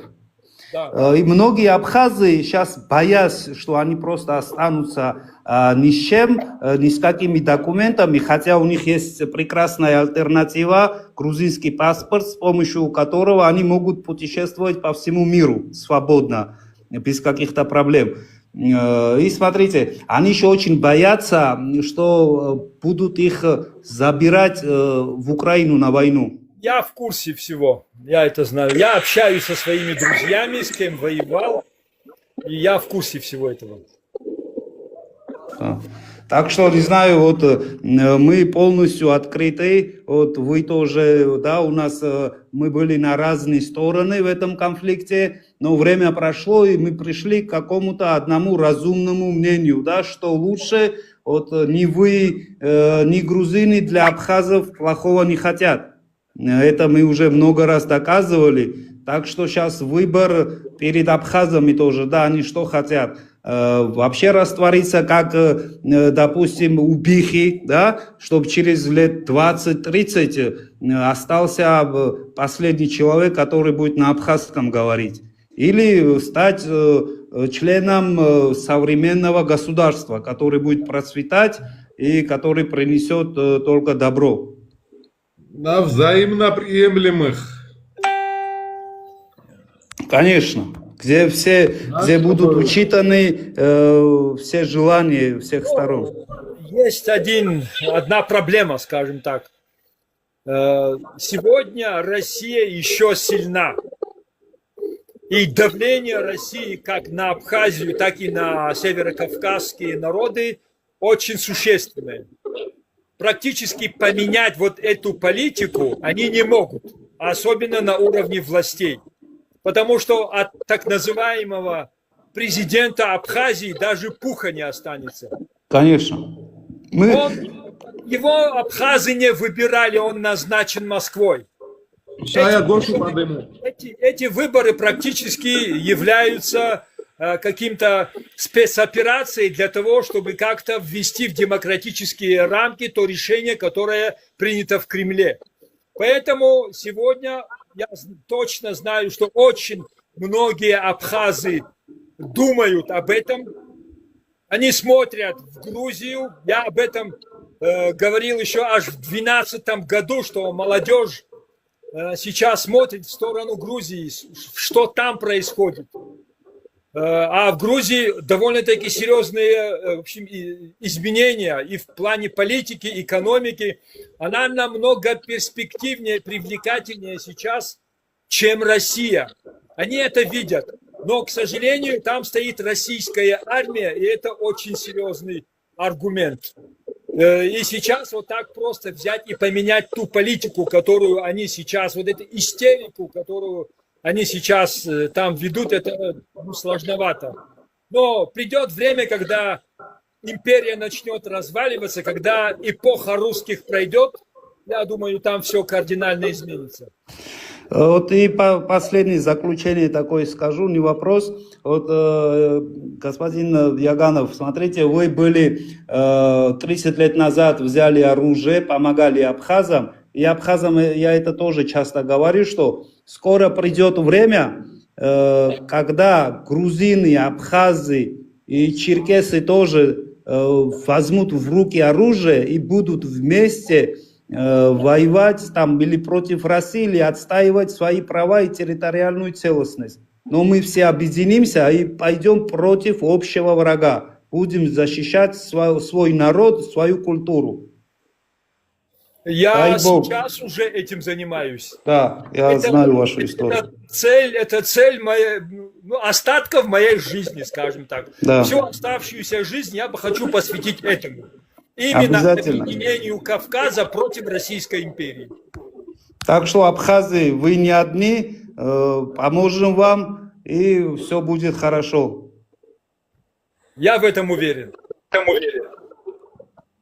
О, здравствуйте. А, это не Гоша, я думал, это Гоша. Ну, если подняла, тоже из Абхазии. Ну, слушаем вас. Давайте, очень хорошо. Слушайте, я хотел узнать, уважаемый Яганов Ибрагим, меня зовут Темурик Ецбая, я из Абхазии. Вообще. Такой вопрос. А в Грузии президента выбирали, интересно, грузины? Я точно знаю, что Михаила Саакашвили избрали грузины. Я какой вопрос задал, вы слышали? Президента Грузии? Да, я сейчас, который имею в виду, существует. Ага. Ну? Думаю, что да, грузины. Вот, правильно. В отличие от Абхазии, там есть реальные выборы. А вот еще такой вопрос, уважаемый Яганов Ибрагим. А абхазы, они вообще к грузинам близки? Или они близки к черкесам, кабардинцам? Я точно знаю, что абхазы особо последнее время не считают, в общем, себя черкесами, но в моем понимании абхазы – это часть черкесского этноса. То есть ответ какой? Абхазы – это черкесы. Смотрите, вопрос другой. На кого абхазы больше похожи? На грузин или на черкес? Подожди, слушай, дай ему задам вопрос нормально. Яганов, уважаемый Яганов Ибрагим, а абхазы, получается, что они к грузинам по языку никакого отношения не имеют, правильно же? Абхазы относятся к адыгской языковой группе. Этнически по гаплогруппе абхазы относятся к черкесам. И еще Но такой вопрос хотел узнать. Можно я отвечу на вопрос? Я услышал просто. Я последние там 30 с лишним лет, 35 лет я часто бывал в Абхазии. Последние 10 лет я там не был. Но Один вопрос задам, это я ответ услышал, я уважаемый. до конца отвечу на вопрос. Меня удивляло абхазское застолье. А потом я бывал в Грузии и был в грузинском застолье. Никакого отношения, например, адыгское застолье к абхазскому не имеет. А вот грузинское застолье и абхазское застолье практически идентичны. Это меня всегда удивляло. В том числе и... Я понял, вопрос еще один задам, хорошо? Уважаемый... Последний вопрос. Ага, последнего. Когда мингрельцы заходят, им по 20 вопросов можно задавать. Абхаз зашел, 4 вопроса, все, да? Ты же тоже сказал, что Кецбаев. Что случилось, а нормально, хоть это герой Абхазии. Вот такой хороший вопрос, Яганов Ибрагим. А вот у вас вот были братья по оружию, ваши друзья, товарищи, с кем вы воевали против грузинского государства. Не народа, а грузинского государства. Это военная машина была. Такой вопрос задам. Вы их осуждаете? Вы когда-нибудь слышали, чтобы я осуждал или извинялся за эту войну? Я не слышал, я вопрос задаю. Тогда это было актуально, мы все это сделали правильно. Я так считаю. Но Я не спрашиваю тогда. 34 года. Времена изменились. Грузия изменилась. История меняется, а Абхазы нет. Вот это истерика. Вот я это же не это истерика. спрашиваю. Подожди, да, не перебивай. Я чуть, наверное, старше тебя. Вот эта истерика сейчас против грузинского государства, вот это выражение меня убивает. Ора, Вася. Вот это надо двигаться вперед, надо расти, надо учиться, надо смотреть, что происходит в мире, а не воткнуться в этот песок, короче, на пляже и думать только о том, чтобы у тебя не забрали вот эту кофейню или гостиницу, которую вы там с горем пополам, в общем, построили. Заберут у вас все, русские заберут. Вы уже там чужие. Я хотел еще вопрос задать, если вы позволите. Давай последний вопрос. Задавай. Не надо последний. Очень много интересных вопросов. Я с ним нормально. Это Гоша наш еще в герой. очереди. Гошу хочу поднять. Это наш герой, правильно же? Ибрагим Яганов, вы отказываетесь от звания Героя Абхазии? Слушайте, что значит отказывается? Когда? Вы где-нибудь это слышали? Ну, простой вопрос задал, слушайте, что вы Я делаете? был 3 раза ранен. Я это звание кровью и потом заслужил. И звание героя я получил во время войны после десанта на Холодную речку. Вместе с погонами подполковника. Вы Не мой вопрос- после войны, не после войны, не по заявлению. Поэтому это была моя молодость, это мой был душевный порыв, и я горжусь этим. О, Я просто спасибо говорю большое. о том, что сейчас уже времена другие. Да. Надо со временем идти в ногу. И надо сейчас менять все, что там происходит. Меня просто мучит. Иракли, Мне последний больно. вопрос задам, Иракли. Мне Иракли, больно последний то, вопрос. что я вижу в Абхазии. Вот сейчас я ему один вопрос последний задам. Хорошо, Иракли, я выхожу. Иракли, Давай. этот Ибрагим Яганов, уважаемый герой наш. Вот у меня один такой вопрос к вам. С уважением отношусь к вашим словам. Очень интересно вы отвечаете на вопросы. Вот вы сказали язык. Помните, за язык вы сказали?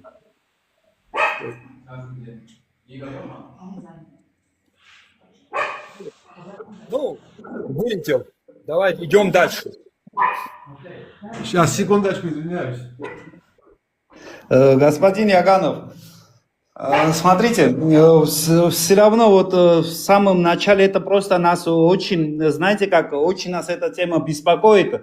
Это как-то вот связано, вот, по-моему, кабардинцы были, да, когда взяли Совмин, я знаю, это все читал, что Жиули Шартава и все грузины, которые там были, лично сдались кабардинцам в плен.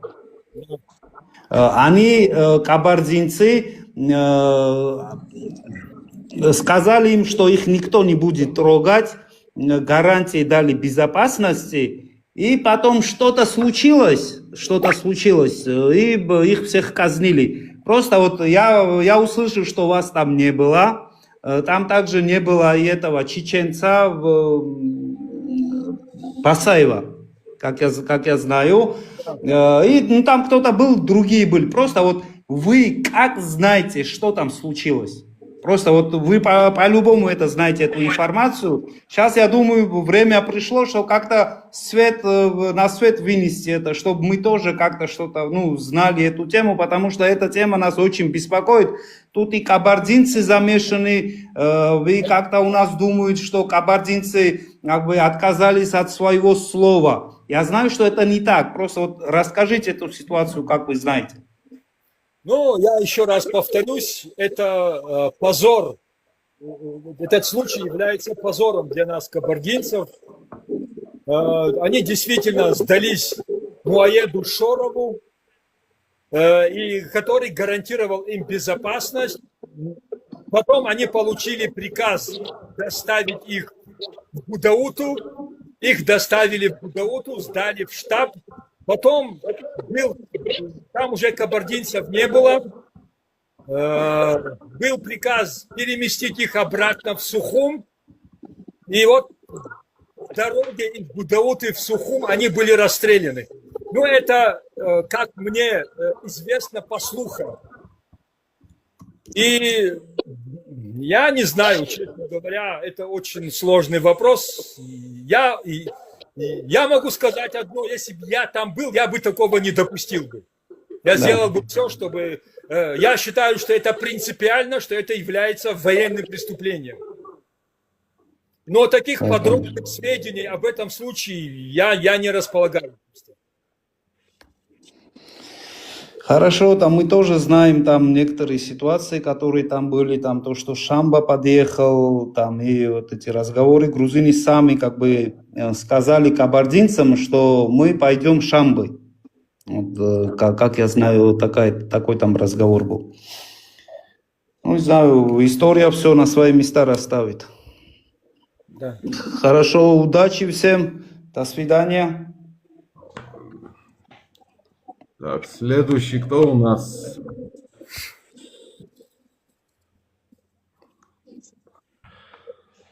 Ибрагим, давайте поговорим. Оставим уже войну. Мне кажется, исчерпывающие вопросы вы уже дали про военные действия. Поговорим о ваших взглядах после войны, если получится закопать топор войны обоим сторонам, грузинам и абхазцам. Для обоих сторон приемлемых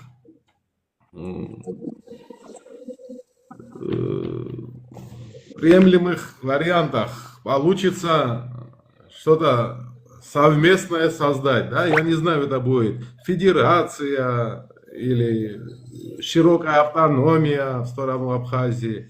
Вот как вы видите, как возможно, вот ваши взгляды, вот что мы можем такое предложить абхазам, чтобы они согласились к совместной жизни?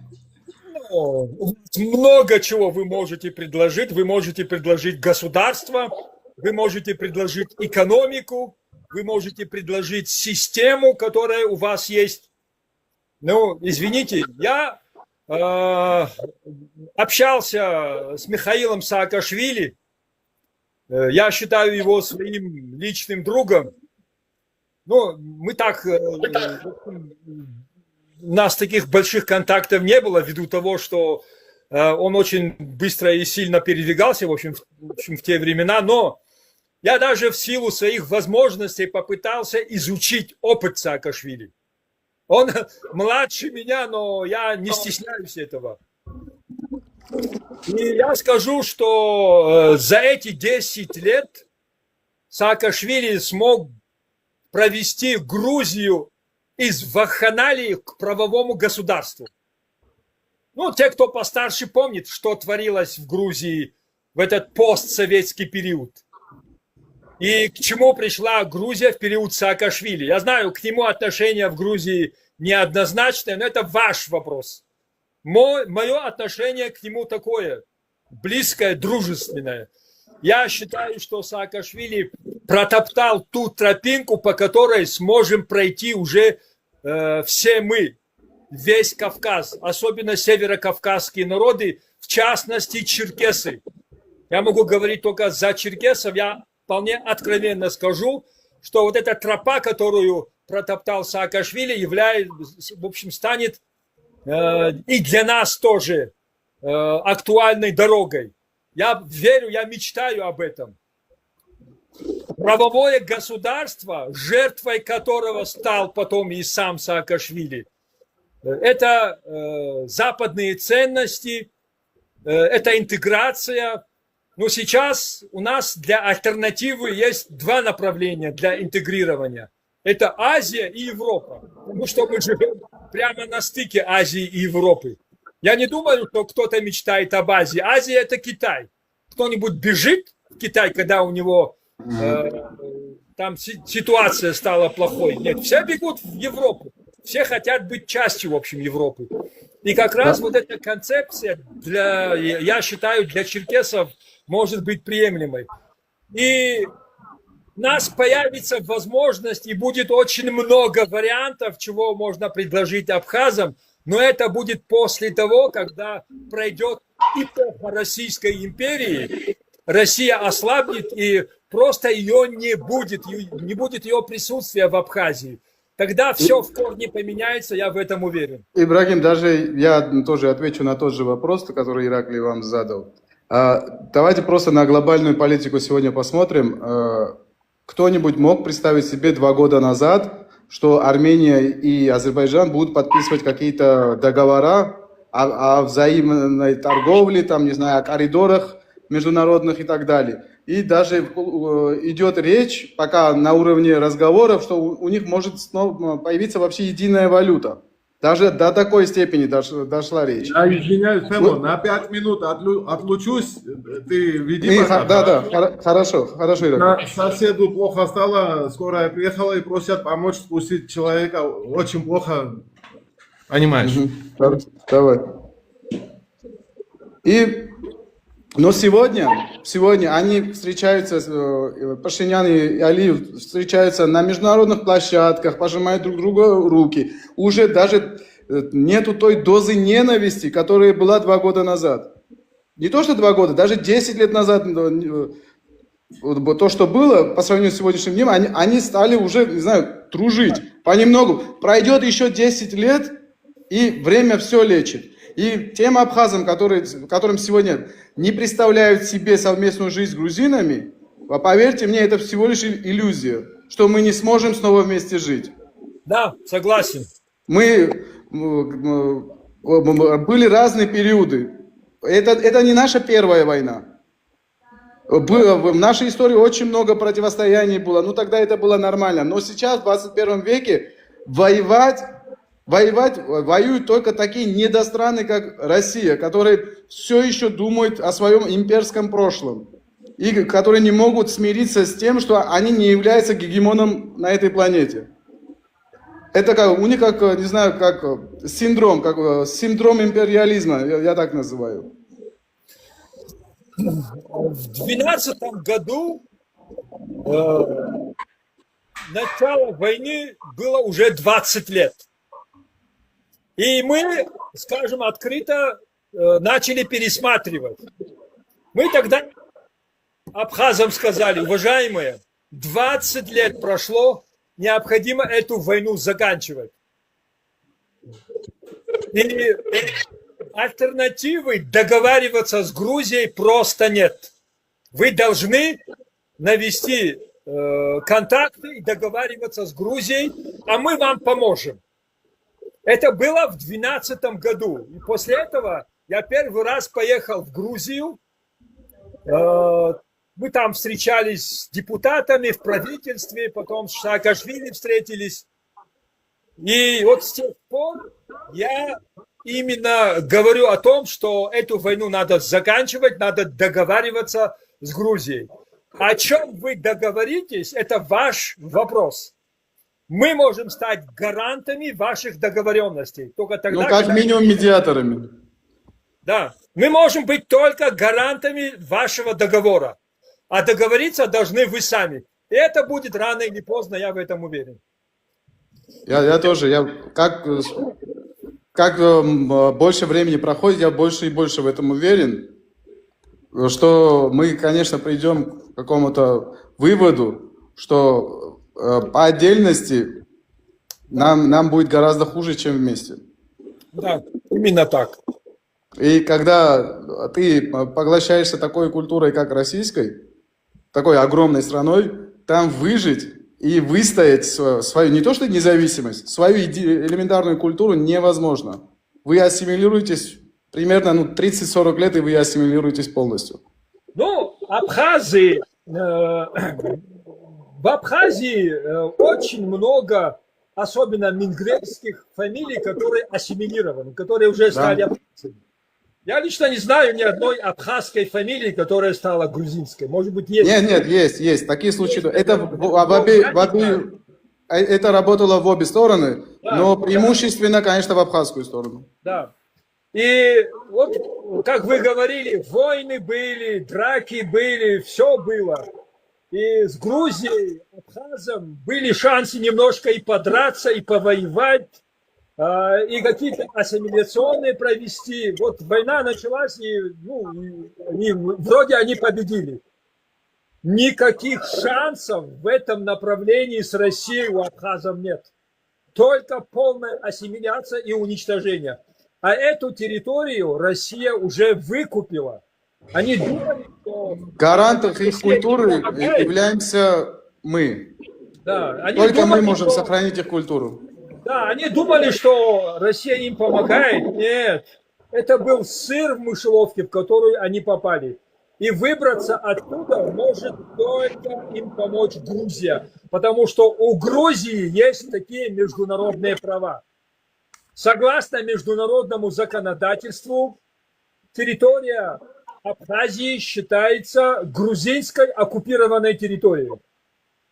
Подтверждена несколькими резолюциями. Согласно тому же законодательству, все нормативные акты, принятые после 1992 года, считаются ничтожными. И это именно это является единственным выходом для абхазов, потому что имущество практически выкуплено россиянами и армянами тоже. Ираклий, Да. очень рвется в эфир Гоша Маланя. Я не вижу Если его он для тебя запроса. приемлемый, Вот, вижу. Гоша, если ты хочешь подняться, кидай запрос. Хочу извиниться, просто соседу стало плохо и пришлось помочь скорой спустить его вниз. Хорошо, Ираклий, я должен уже выходить. Вот, поднялся Гоша. Здравствуйте, Ираклий, Хасинбеевич, саламу алейкум. Чату, всем остальным, всем привет. Здесь много вопросов задето, это не моя инициатива, люди просят, а людям мы не привыкли отказывать, мы готовы на любой платформе, говорит, в принципе. Вы затронули очень много тем, я не хочу военные темы затрагивать, есть будущее, можно поговорить о будущем и о лицемерии. Если есть такая возможность, если не против. Я затрону тему, которая для грузинского и абхазского общества. Здесь поднимался Ливан. Никто никого не награждал, никаких российских военных. Виталий Вольф был награжден. Он был солдатом 7-й штурмовой бригады. Он охранял, была такая станция Ишерская, там она, лаборатория, в Нижней Ишере лаборатория, там, если вы помните, сейсмологическая, он охранял. И даже если посмотреть сегодня, там формулировка «убили сепаратисты», то есть абхазы.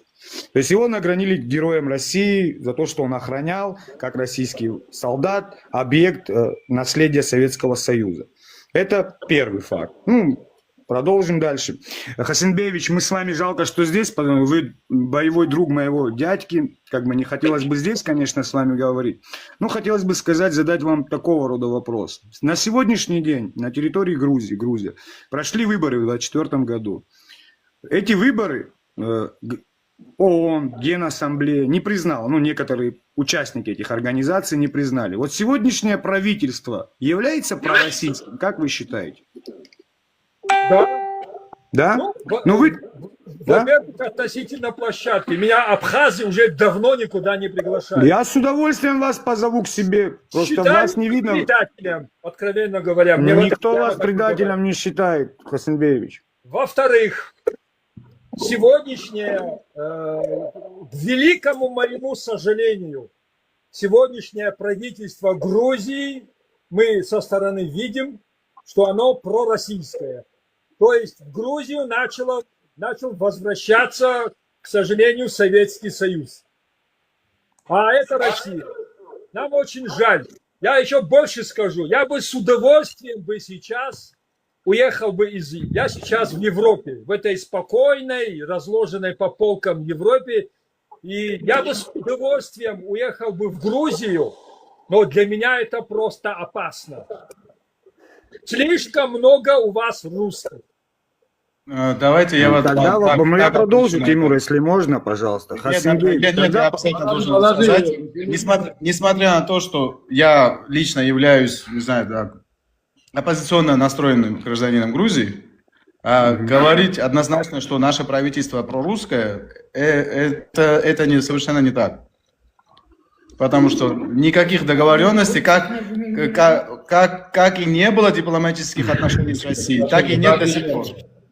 Грузия может Так быть что лавиной. это миф. Это миф. Это Если бы мое я был бы проправительственным, если бы я был проправительством, конечно, я бы защищал бы это правительство с ног до головы. Но нет, я оппозиционно настроенный, но говорить про наше правительство, что оно прорусское, это неправда. Не. Можно все-таки продолжить, если я продолжу. Хасанбеевич, то есть с вашей точки зрения вы сейчас выражали свое мнение, что абхазам лучше быть грузином. Я рассматриваю это так, какая разница... Подожди. Это уже провокация. Не-не-не, вы сами это сказали, что с грузинской государственностью в Абхазии будет лучше. Я сказал, что Абхазии надо договариваться с Грузией, а в каких формах договариваться, это уже... Все, я правильно понял, вы просто не дали досказать.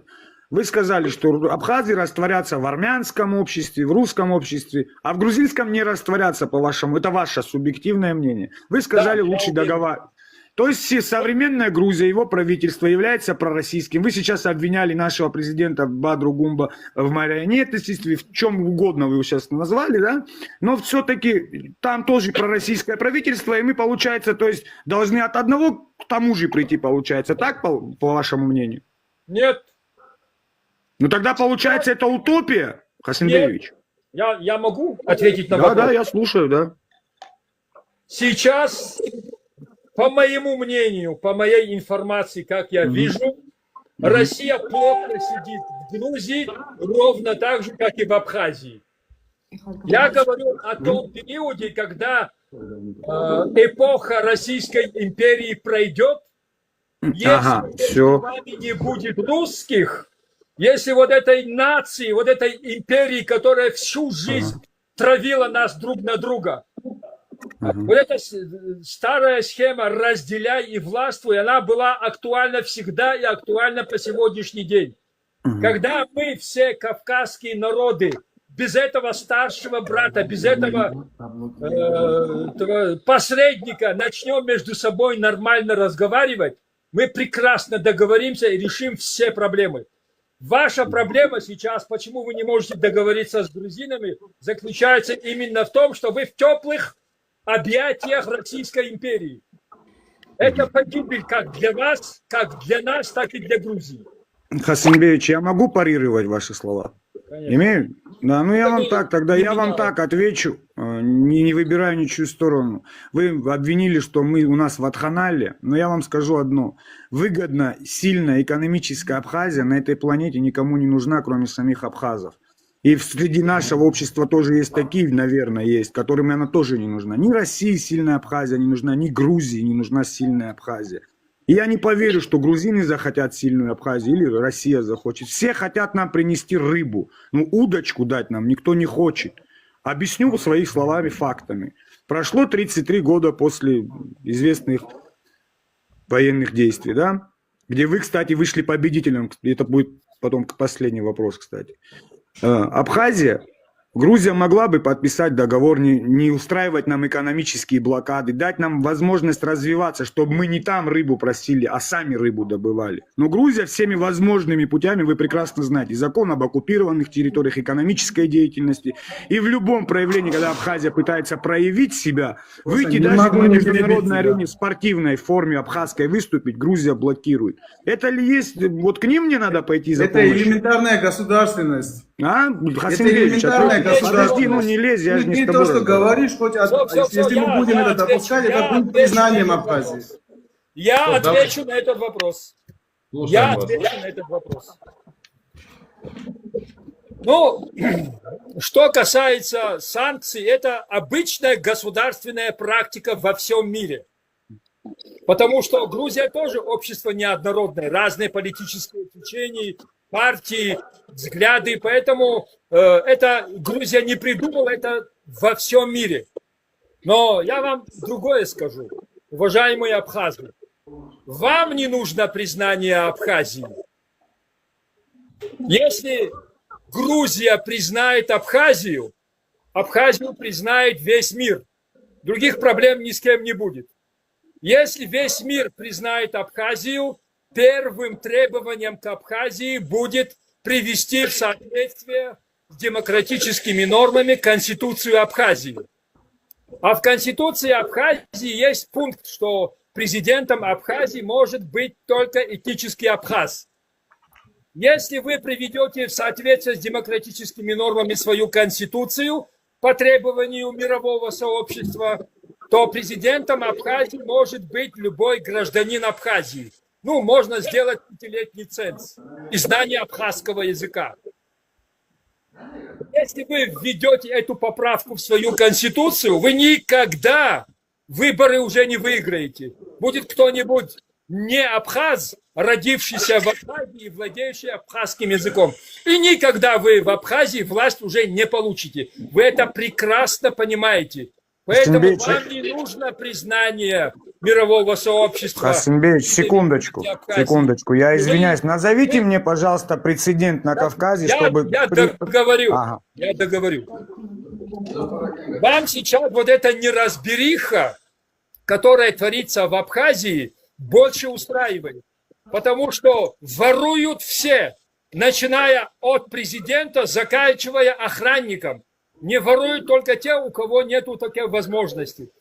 Сколько денег в виде какой-то там помощи было за все эти годы предоставлены в Абхазию? Вот это Науру, помните, которая она, в общем, признала, о которой мы услышали тогда, когда она признала Абхазию. Что это было такое? Это был инструмент воровства. Может забыть, она отозвала.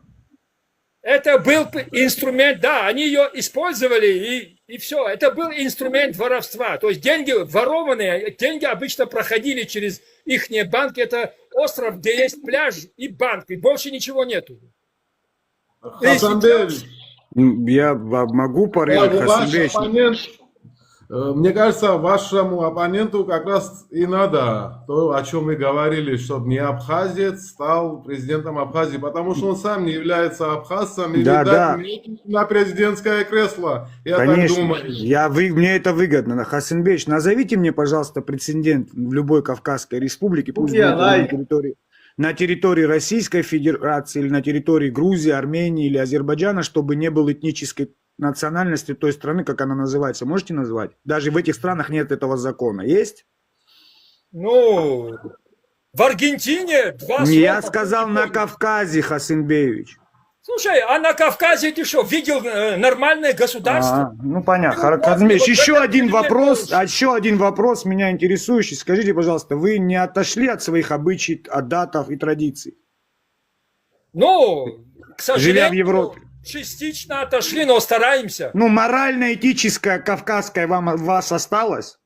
Надеюсь. В современная Грузия, в вашем понятии, морально-этическое кавказского общества соответствует? Вполне. Современному этническому соответствует. Я неоднократно был в Грузии. Ну, мне кажется, что вы Картвела никогда в глаза не видели, Хасимбеевич. Это вам кажется. Включи Мне камеру, кажется, можно перекреститься. Я понял. Когда Еще... что-то кажется, надо перекреститься. Хасимбеевич, я все прекрасно понял. Еще скажите, пожалуйста, вы гордитесь тем, что вы победитель? Конечно.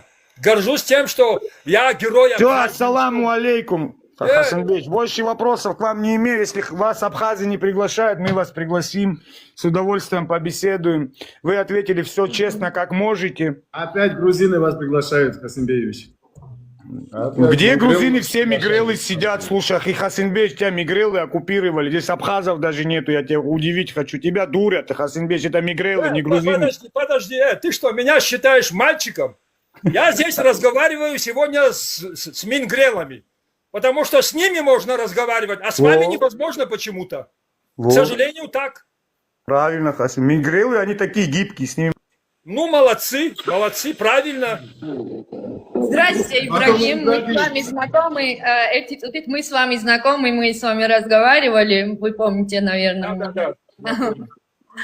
Я бы хотела тут сказать, что вот тут упоминают и часто говорят, что на сегодняшний день грузинская сторона и абхазская сторона. Просто хочу исправить, что в дипломатии и на международном уровне, если переговоры, никакая грузинская сторона, никакая абхазская сторона не существует.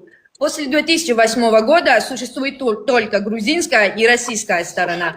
Эти переговоры ведутся так. Так что у многих есть тут иллюзии, что переговоры ведут, например, насчет признания или, ну, не имеет значения на кое-какие темы, Абхазия и абхазы и грузины. Но нет, вы, наверное, лучше меня знаете, что абхазам там даже слова не дают. Может, вам поверят, потому что часто мне не верят. Да, да, это именно так. Россия. Если бы там была бы абхазская и грузинская сторона, мы бы без проблем договорились бы. Но пока там будет русская сторона, шансов договориться нету. Ну, потому что сняли, да, вот полностью сняли абхазов, даже у них нету никакого там статуса, что они охранники, я не знаю, где официанты, или почему они вообще там сидят, потому что нету абхазской стороны. Так что, дорогие абхазы, когда вы говорите, что мы с вами должны договориться, это, ну, это исключено, потому что за вас говорит Россия всегда. А с русскими договориться, с грузинами, вот уважаемый Ибрагим считает, что пророссийские власти, я бы сказала, я тоже оппозиционно настроенная, ну, я не очень любливаю кое-каких во власти, но недавно, например, шли американские и грузинские учения вот, и учения, это «Синие кепи» называется. Это не Альфа, которые зашли, например, в Венесуэлу, но такая, да, серьезный спецназ. Вот, неделю-два назад проходили у нас вот эти учения. Так что я вот это хотела сказать, что вот сегодня... Это мое мнение такое. Да. Вы имеете право. Я не претендую на истину. Да, вы имеете полное право. И вот то, что я хотела сейчас сказать, было вот все это, что когда упомянут и говорят, что сегодня существует грузинская и абхазская сторона, нет, мои дорогие, сегодня существует грузинская и российская сторона, к сожалению, абхазов. Согласен. Спасибо, Ибрагим, спасибо. Иракли, мадлоба диди. До свидания, Ибрагим. Приятно было пообщаться. Надеюсь, мы еще встретимся в эфирах. Еще лучше будет, если в жизни встретимся. Да. Счастливо. В принципе, мы закончили, наверное. Если вы еще хотите от себя что-то добавить. Да, я одно слово скажу в заключение. Я считаю, что эта война была испытанием для всех северокавказских народов. И мы на фоне того, что происходило в Чечне, на фоне того, что происходит в Украине, на фоне войны, которую постоянно ведет Российская империя по всему миру, это испытания прошли довольно-таки достойно. Мы, как я уже говорил, у нас нет расследованных военных преступлений, только миф об этих преступлениях. Мы друг к другу даже во время войны относились с уважением. И сейчас для нас крайне важно пройти этот период, перевернуть эту страницу, с чистого листа начать договариваться. К сожалению, пока Российская империя присутствует в Абхазии, там это невозможно. Но я уверен, как только эпоха русских пройдет, и мы избавимся от этой империи, ситуация там в корне поменяется, появятся большие перспективы по вопросам договориться именно по этой проблеме. Вы должны сами договариваться, как я уже говорил, а мы это северокавказские народы. Я очень надеюсь, я сейчас работаю над этим, я хочу свою оставшуюся жизнь посвятить этому вопросу, чтобы отделиться от России всем Кавказом, создать конфедерацию кавказских народов равноправную. Для нас крайне важно, чтобы каждая национальность, каждая сейчас республика обрела себя, свою территорию, независимость, государственность. Даже необходим какой-нибудь период для небольшого экономического развития, а после этого я надеюсь, что северокавказские народы придут к какой-то равноправной конфедерации, и Северный Кавказ станет государством. По крайней мере, мы об этом мечтаем, мы над этим работаем. Поэтому мне было очень интересно. Я с удовольствием, если еще пригласите, приду к вам и к абхазам тоже. Поэтому, думаю, до новых встреч. Благодарю. Я вас с удовольствием приглашу еще раз, и я бы с удовольствием с вами обсудил бы тему об идентичности этноса, об сохранении языка. Я знаю, вы хорошо в этих вопросах разбираетесь. И как-нибудь, если вы не против, договоримся и поговорим. Не против. Постараюсь. Всего вам доброго. Большое вам спасибо за сегодняшний эфир. Вы дали исчерпывающие вопросы, ответы на все вопросы. И я вам за это очень благодарен. Очень приятно было с вами вести этот стрим. Счастливо. До встречи. До встречи. До встречи.